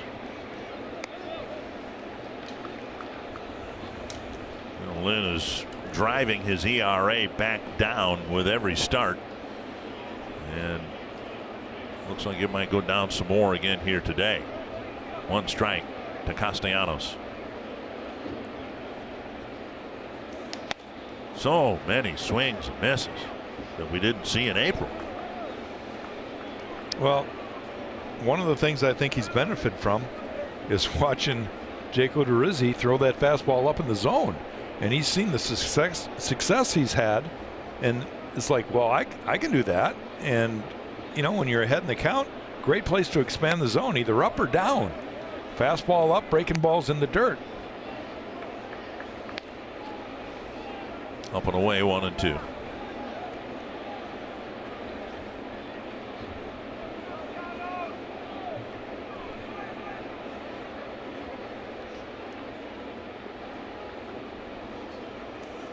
Now 2-2.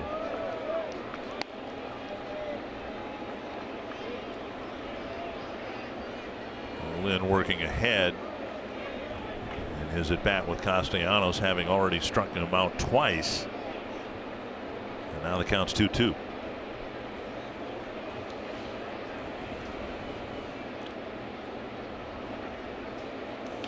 On the ground towards the hole. Dozier into a slide, comes up firing. 1-hop throw, got him. Really, really good play by Brian Dozier from the other side of the second base bag. Yeah, the key to that play, Dick, you mentioned, is how quickly he got rid of the ball. Brian does not have a strong arm, and he knows he's got to get rid of the ball quickly. He gets to it, slides, comes up, and throws a 1-hopper, you know, and just far enough away from Logan Morrison to make sure that he can see it. So a good play on both ends, but Dozier got rid of the ball quick, which created the out.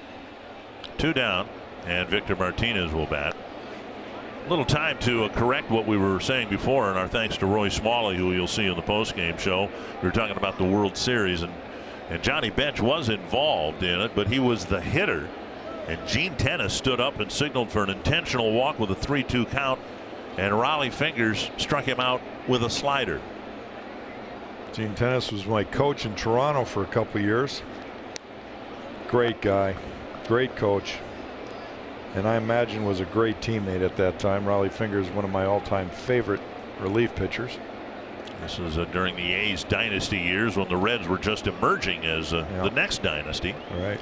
1-0 to Victor Martinez. So our thanks to Roy for that.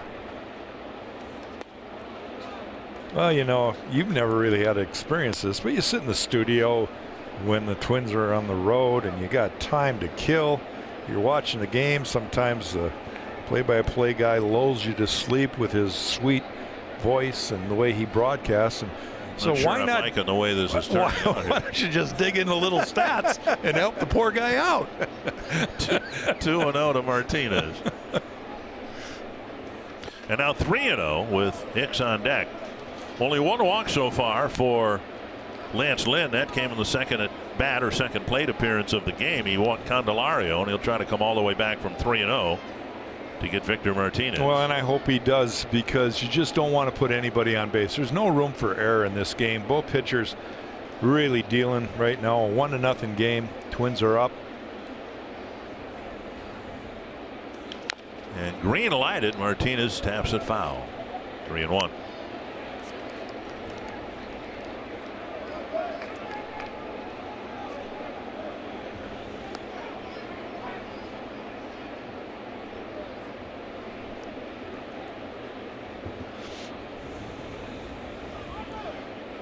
Three and one to Detroit's designated hitter. 1 for 2 on the day, a single and a ground ball to short, to the shortstop, but it was pulled to the right side of the infield. Kind of like that one. Dozier underhands it to Morrison, and a 1-2-3-6. Lance Lynn is on a roll.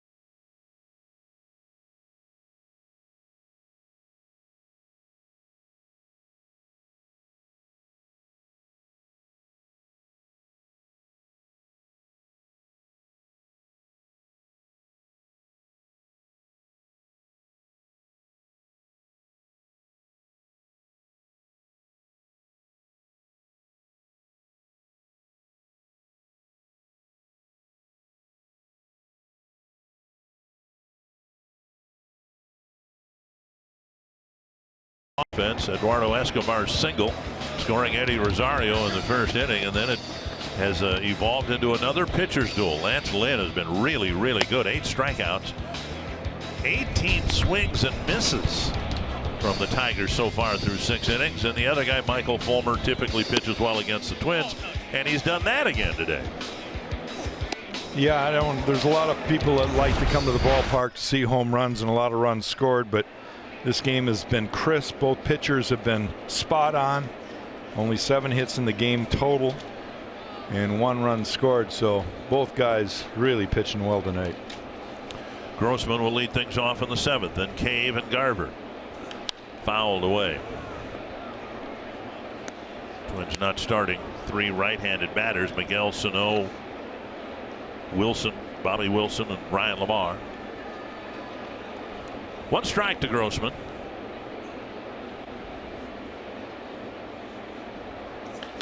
Rolled to short. Iglesias gobbles it up and throws him out. 1 down.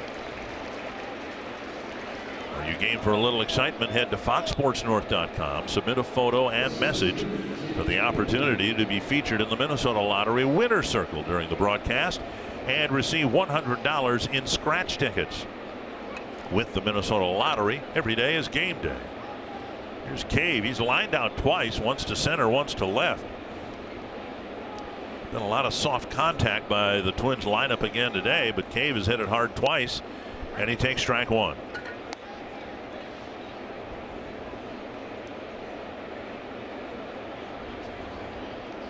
That's been the key for both guys today. They've been getting ahead of most of the hitters. 1-1. And they both have good enough stuff. They're breaking balls.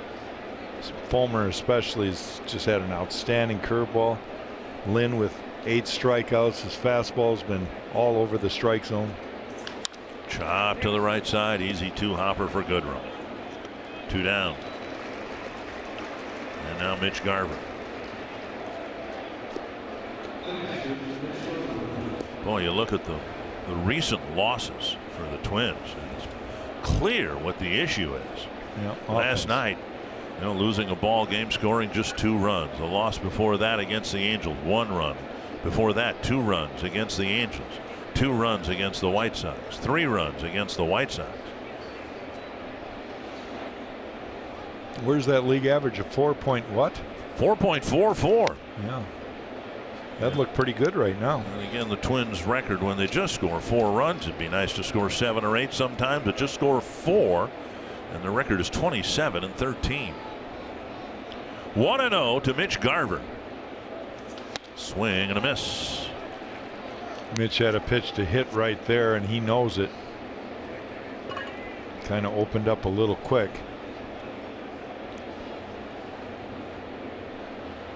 One and one.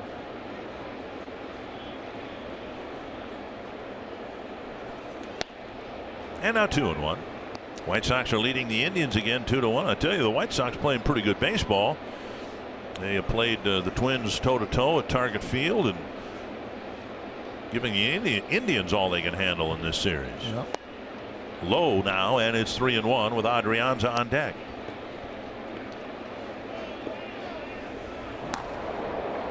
Matt McGill getting loose with Lance Lynn showing no signs of ineffectiveness.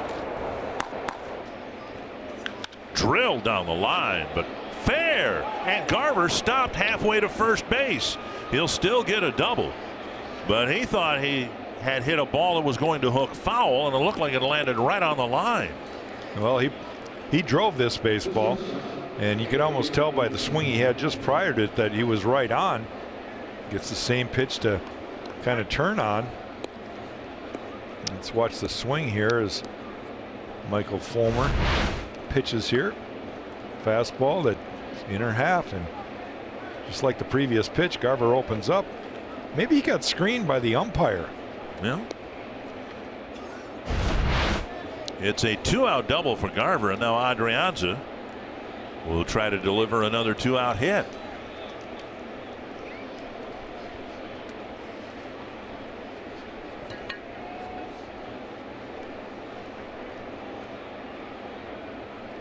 Adrianza bunts it foul, 1 strike.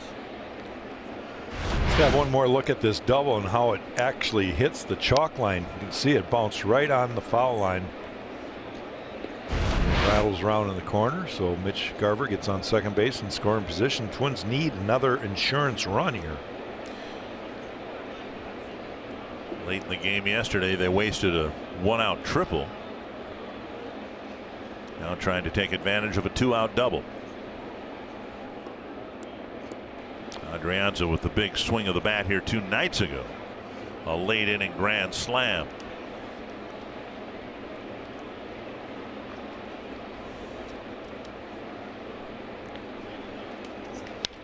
Little flare short left. Iglesias is out. to make the catch. And the inning ends, and we head to the home half of the seventh. It's still 1-0.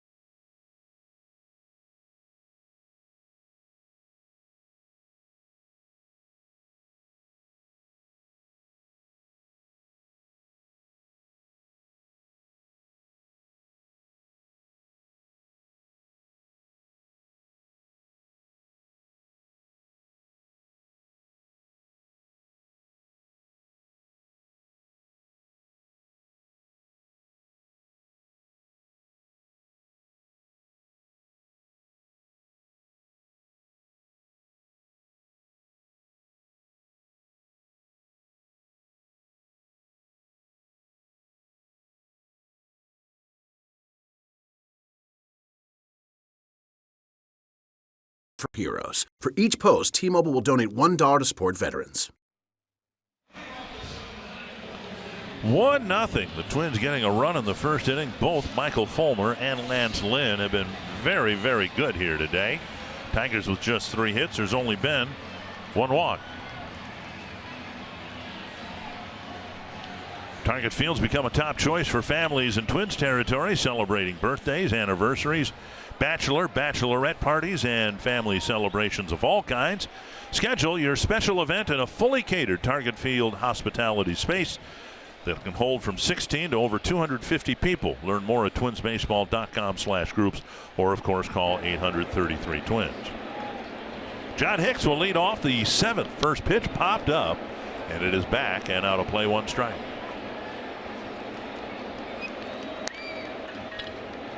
Hicks was property of the Twins a couple of years ago for about 3 weeks. Twins picked him up on waivers, lost him on waivers, and when he was with the Twins, he was the regular catcher in Rochester. Juan Centeno was the Twins' backup, and Centeno, of course, later came up to the big league club that year. Up and away, 1-1. Hicks has become kind of a hybrid player, a catcher who can play another position, and that position will be first base. He'll be the primary first baseman for the Tigers in Cabrera's absence. And you wonder whether in this day and age, when most pitching staffs have 13 people and they're just 3 bench players, you wonder whether in the American League, of course, whether we might not see more John Hicks, Chris Herman type players who can catch and do a decent job behind the plate. There's a ball hit right center field. Long run for Cave. He won't get there. It's going to be an extra base hit for Hicks. On his way to second, he'll dig for third. And he'll reach with a stand-up triple to start the 7th inning. Well, it'll be interesting. I don't know as though there's anybody throwing in the Twins' pen. I can't see out there, but 2 games ago, Ron Gardenhire took Blaine Hardy out of the game in this very same situation because the tying run is now at third base, and he didn't want Hardy to pitch to the go-ahead run after pitching such a good ball game. I think it's a little different case with a veteran like Lance Lynn. But you mentioned John Hicks. This guy's always had the ability to hit a ball hard, and shows he's got a little bit of speed there for a big man. That was a pretty good pitch by Lynn. You know, fastball, little sink to it, down and away, and Hicks went with the pitch and drove it to the gap. Twins bring the infield in now for Nikko Goodrem, who burned the Twins with 3 hits last night. Matt McGill throwing now in the Twins pen. Goodrem with a ground ball to second and a strikeout, and Lynn has relied on strikeouts to pick up a lot of big outs here, and he sure needs one here. Outside ball one.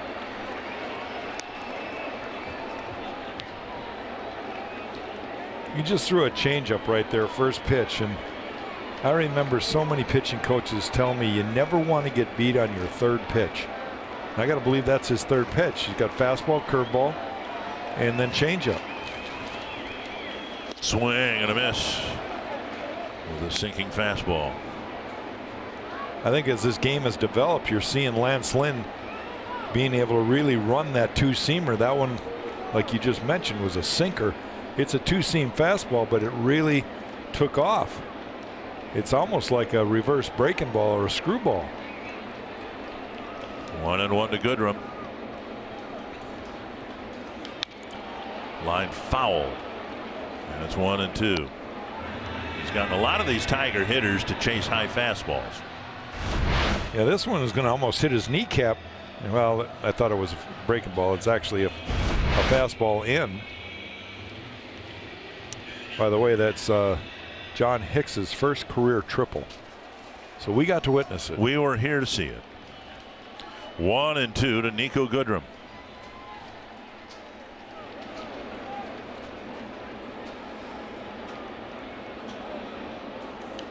Pop foul, out of play. Goodrem 147 at bats and 45 strikeouts. So above the league average. 104th pitch. And you wonder if this would be his last hitter. I'm sure it would be if somehow Goodrem gets on, and he just needs an out here without Hicks scoring. Another 1-2. To center. And Cave is there for the catch, but a sacrifice line drive, and we have a tie game. Goodrem gets the job done, made it out, but drove in the tying run. I believe it was a changeup, and it was pretty much center cut. Let's see it. No, it's a breaking ball. But up. But up. Now Mccann will bat with the bases empty in a tie game. A bouncer to short and a fly ball to right.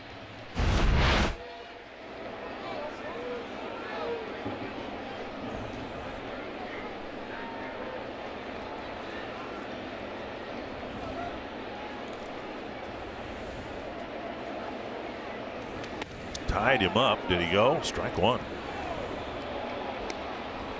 That pitch that you talked about during the Goodrem at bat, the pitch that sails away from a left-handed batter, looks like the same pitch there, and Mccann committed to it, and the ball moved so much it nearly hit him. Yeah. It's a great pitch to a right-hander because they see it in the strike zone, and then it just comes flying at you. Fouled away, 2 strikes. And I don't make a habit of second-guessing guys.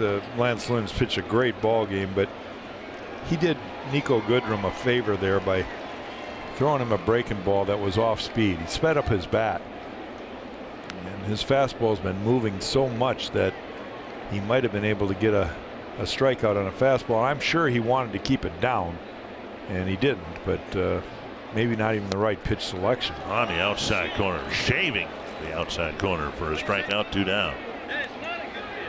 9th strikeout, that ties the season high. And Mccann still barking at Rob Drake.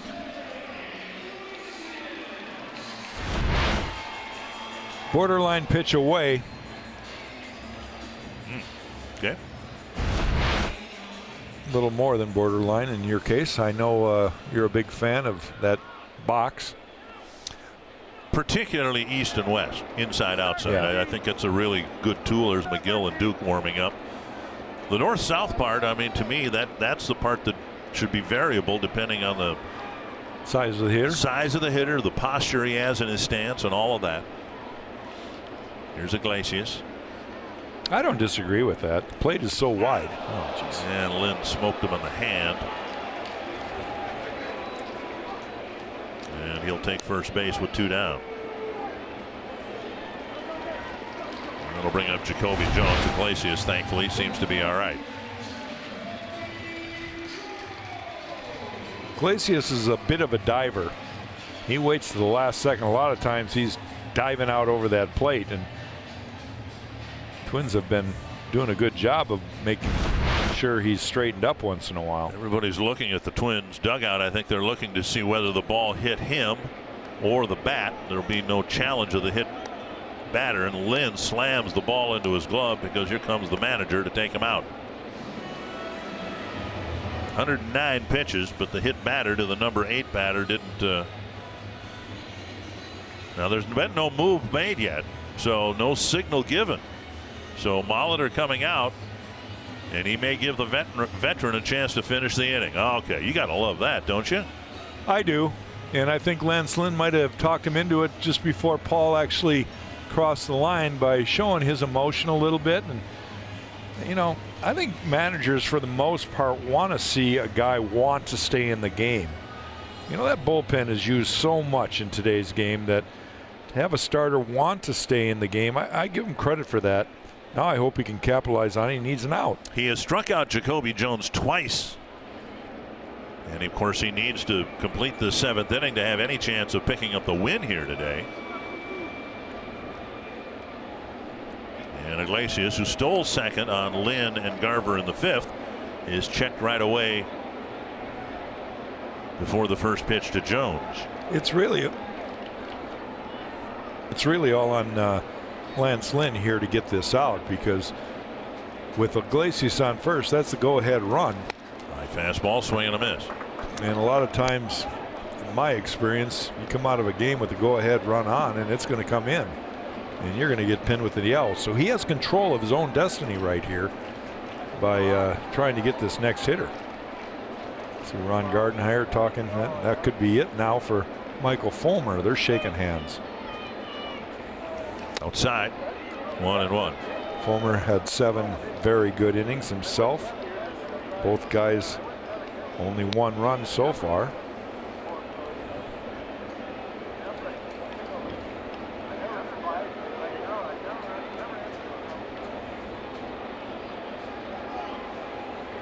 One and one to Jones. Inside, missing badly. Yep. And it's 2-1. Really flew open on that pitch right there. You can see his upper body, and that's always an indication that your leg strength is starting to leave you when you start flying open with your front shoulder.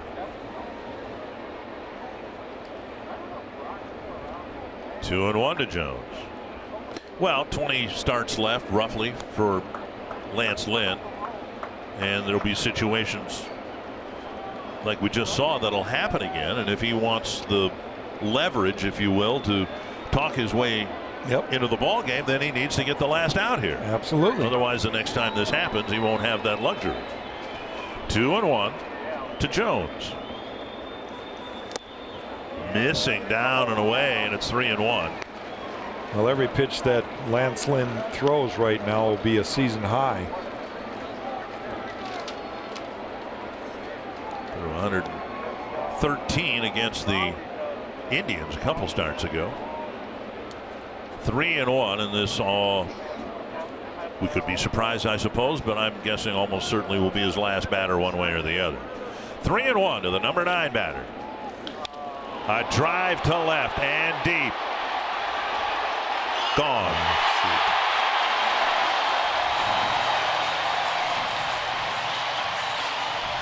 And Lance Lynn gives up a 2-run home run to Jacoby Jones on a 3-1 pitch. Well, he had to come in with a strike, and it was too good of a strike. Jacoby Jones got a fastball, a cookie fastball right down the middle. And now Paul Mahler is coming out to get Lance. You see the pitch. Center cut fastball right in the wheelhouse. And major league pitchers aren't supposed to miss those pitches, and he didn't. Well, the decision to leave Lynn backfires with Lynn giving up a 2-run home run, and the Tigers shut out for 6 innings, strike for 3 in the 7th.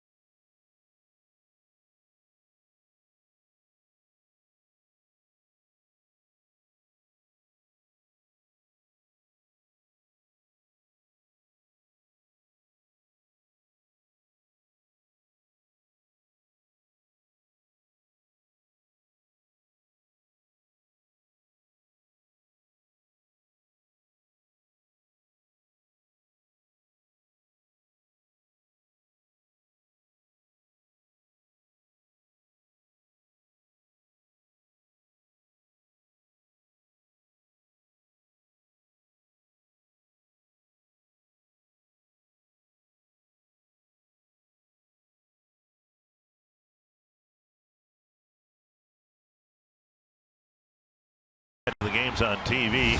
Stream them live on your mobile device with Fox Sports Go, presented by Coors Light. Download the app. Take Fox Sports North and Twins baseball wherever you go.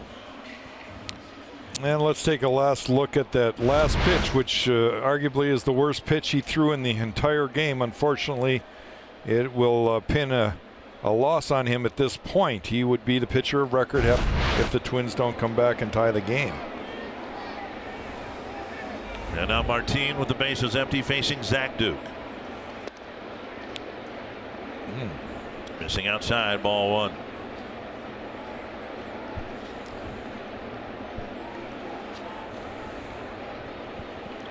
Duke's been really good. He hasn't given up a run in his last 6 outings. 1-1.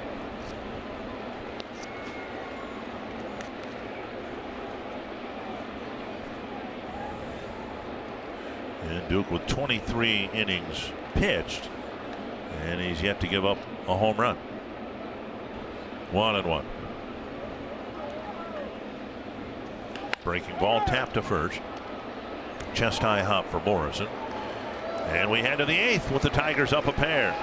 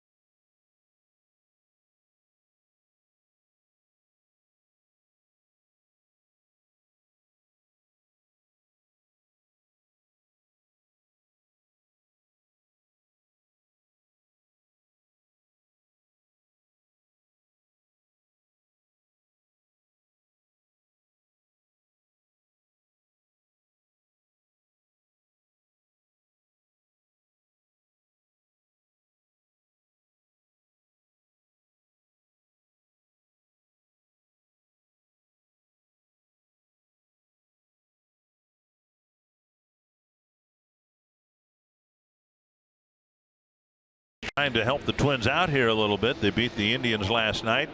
See what happens here today. See if the Twins can come back and win this ball game, as they are down a couple now, and the Tigers got 7 really good innings from Fulmer. Now they hand it over to the bullpen, starting with Joe Jimenez. Well, this is the guy I believe that they are grooming to be their future closer. We'll face Dozier, Rosario, and Escobar here in the 8th inning.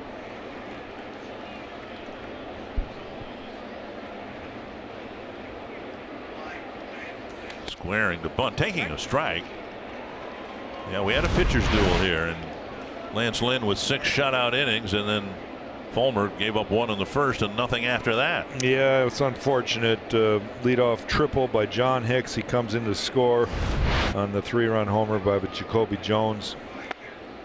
Couple pitches late in the game, and it kind of makes it look way uglier than it was. Both pitchers pitched outstanding today here at Comerica Park. Dozier takes a ball. He's 0 for 3 today.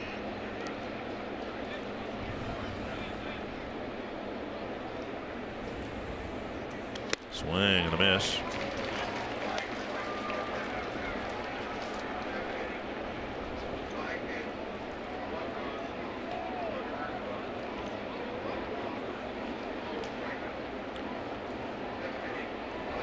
1-2 to Brian Dozier. That's to center.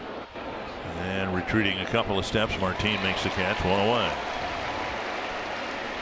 This copyrighted telecast is presented by authority of the Minnesota Twins and may not be reproduced or retransmitted in any form, and the accounts and descriptions of this game may not be disseminated without express written consent of the Minnesota Twins, LLC. Eddie Rosario will bat. 1-out double in the first. He scored a couple pitches later when Escobar singled to right.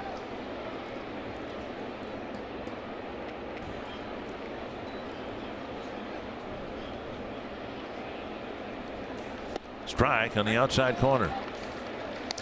Tigers are going to be very careful with this young man. They like him in the 8th inning now, and maybe as soon as the end of this year you'll see him, perhaps, as Jack said, in the 9th inning.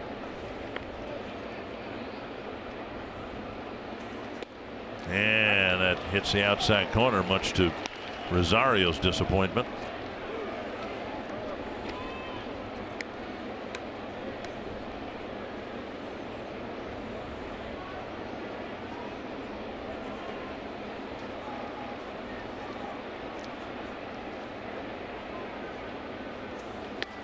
In. We've seen the Tigers do that a few times in this series, trying to get Rosario to move his feet and get him a little more uncomfortable at the plate. No, it's a great pitch, and I know I'm talking against my own guys, but that's what pitchers have to do, get them uncomfortable once in a while. Fouled back. Comes right back in with another fastball in. I don't even know how Eddie got a piece of that one. I would think he'd be a very difficult person to pitch to, and I know it's frustrating for Twins viewers who watch some hitters make outs or strike out the same way at bat after at bat, but you can't do that to this guy. You might get him out with a pitch in one inning, and his next at bat he'll crack it for a double, the very same pitch. Yeah, and that's what's making him such a good player right now. And in the dirt again, 2-2. We'll see Eddie chase a pitch that's shoulder high and strike out, and then in the next at bat maybe the same pitcher will go back up there again and ends up backing up third base. Well, he's got a bigger strike zone than most guys because he can barrel up pitches that are well beyond that box that you're seeing. A little roller, and Goodrem has it. 2 away. And now Eduardo Escobar.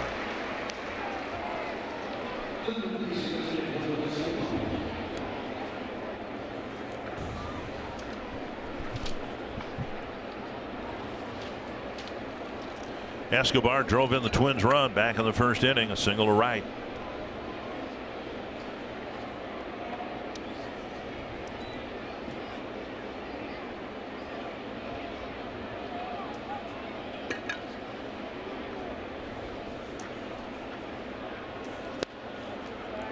Ball 1.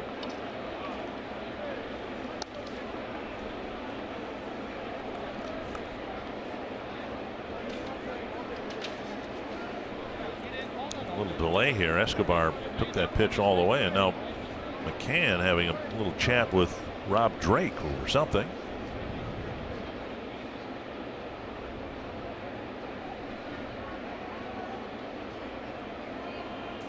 Swing and a miss, 1-1. That is a real easy 96 right there. It's almost like he's playing catch with Mccann. Just comes out of his hand so easy. And 96.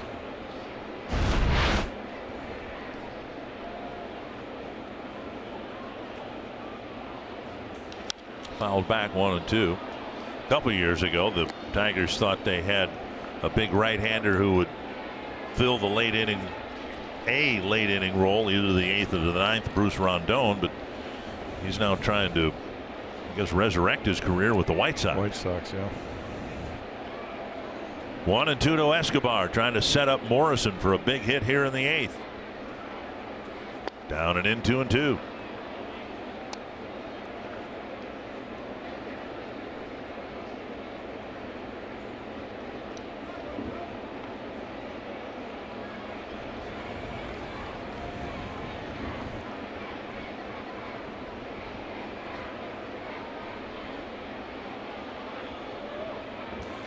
3-2. Joel Jimenez is not afraid to pitch in right there. He did it to Rosario, that time to Escobar, making him uncomfortable, moving him around. He might not be aware of that. It might be mistakes, but it's been very effective. Fouled away by Escobar.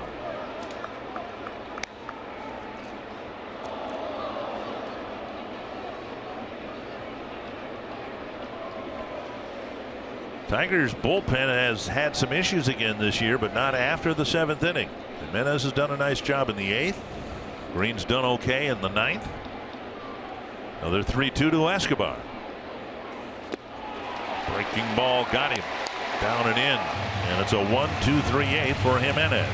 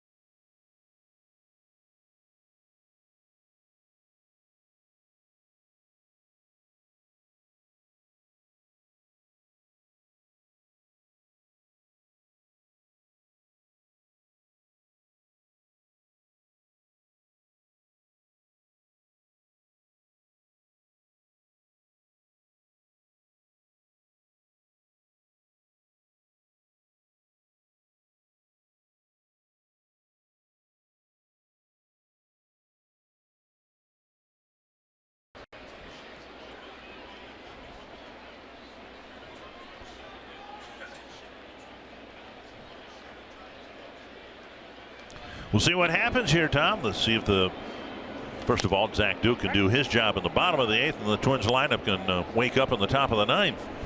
Candelario will lead things off. He's just taken strike 1 from Zach Duke.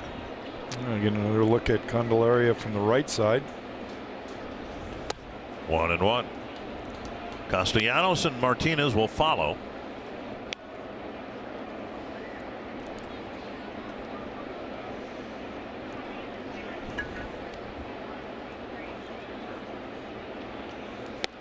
Tickles the outside corner. 73 miles per hour, and it's 1-2.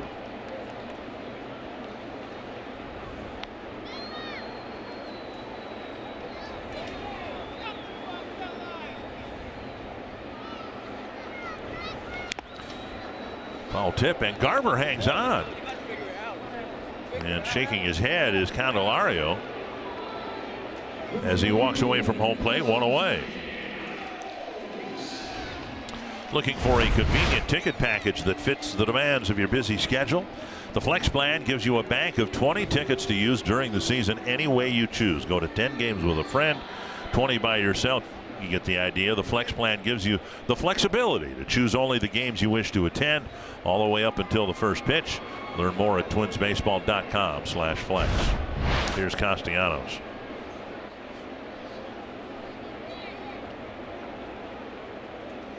Last year, the Twins got into the playoffs as a wild card team with a team ERA of 4.59. Coming into play today, the team ERA is significantly down, 4.17. Bouncer backhanded by Adrianza. And an errant throw, and Morrison did a nice job keeping that ball from ending up near the tarp. So Adrianza will be charged with a throwing error, and Castellanos is aboard.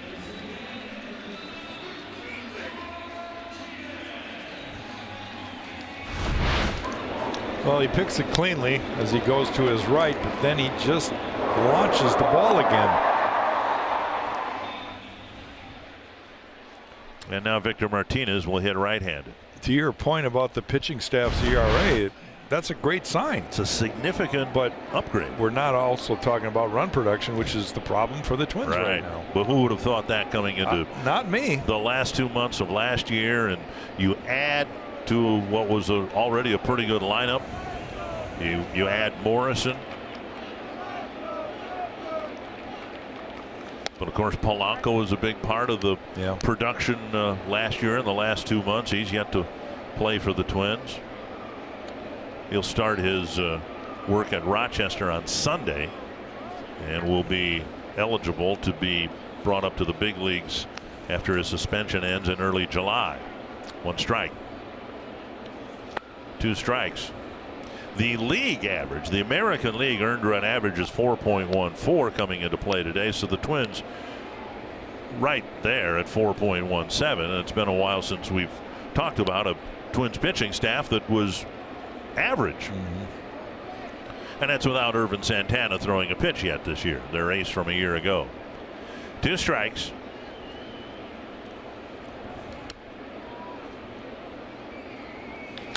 Up the middle and through for a hit. Second time that Martinez has just stuck the bat out. Here's Cave's throw to third.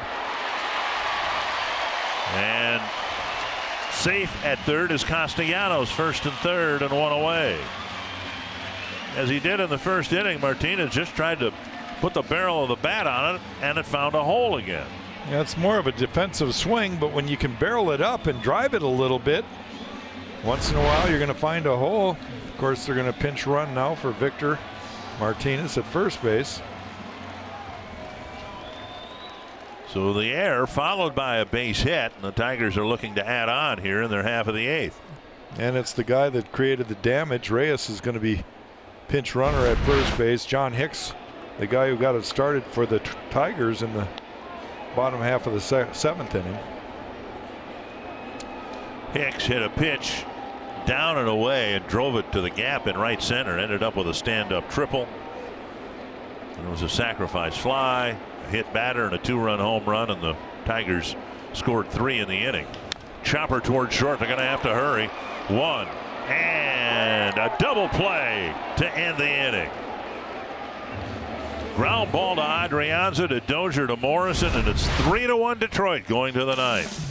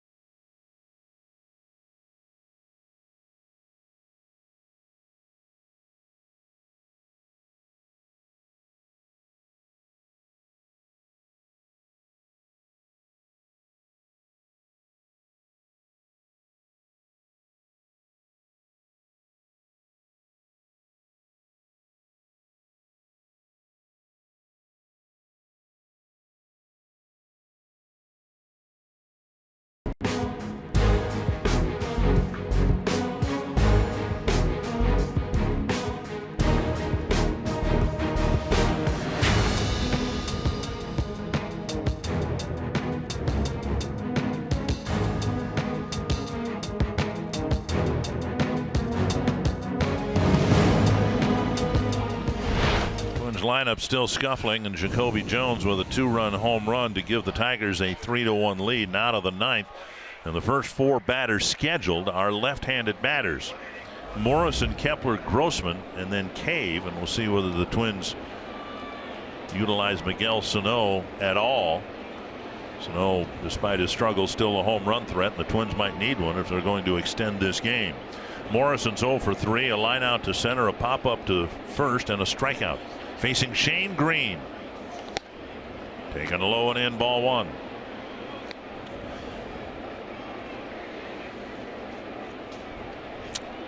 Well, Twins just able to manage 5 hits again today, 1 run. That came in the very first inning again, so very similar to yesterday's game. Strike on the outside corner. 1-1.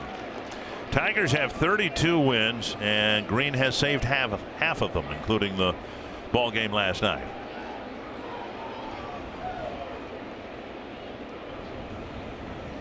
One and 1 to Morrison.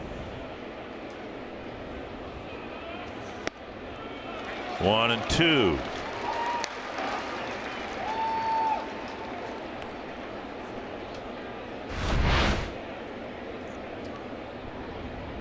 Right there at the bottom edge of the strike zone.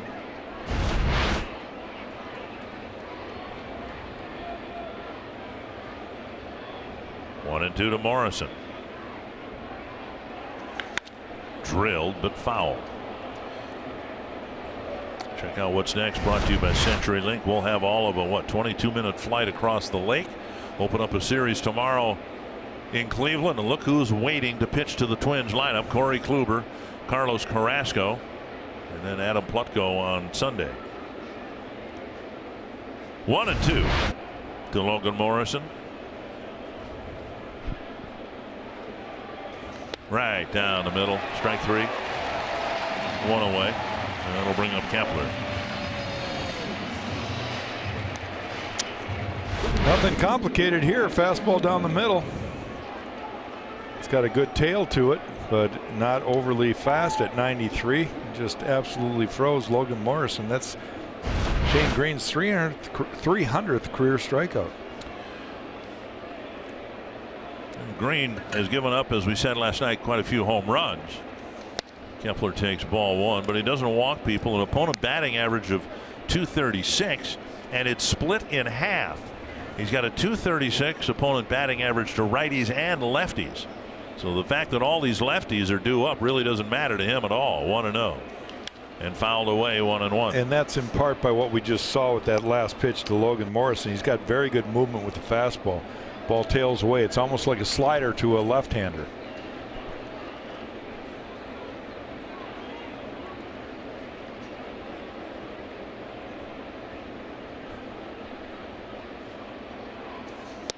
Taken low. Just trying to find a little 9th inning magic here in Detroit. Risk of scoring in the first inning and not scoring again for the rest of the game for the second game in a row. There's a strike call, 2-2, and Kepler didn't agree.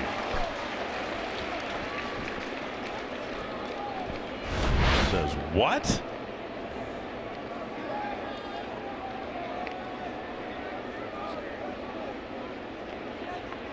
And Kepler and Rob Drake continue to have a discussion here. And now Drake kind of gets in his face. Well, this is a bit provocative by the home plate umpire. I don't know what Max is telling him. It was a borderline pitch. But twice Drake has stepped toward the left-handed batter's box. 2-2 to Kepler. Strike 3. And Green has gotten 2 called third strikes to start the 9th inning.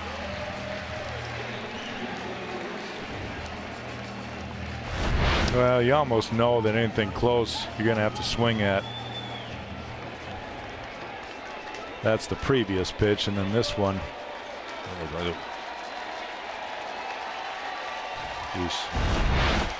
Well, 2 down, and now Grossman will try to keep the game alive.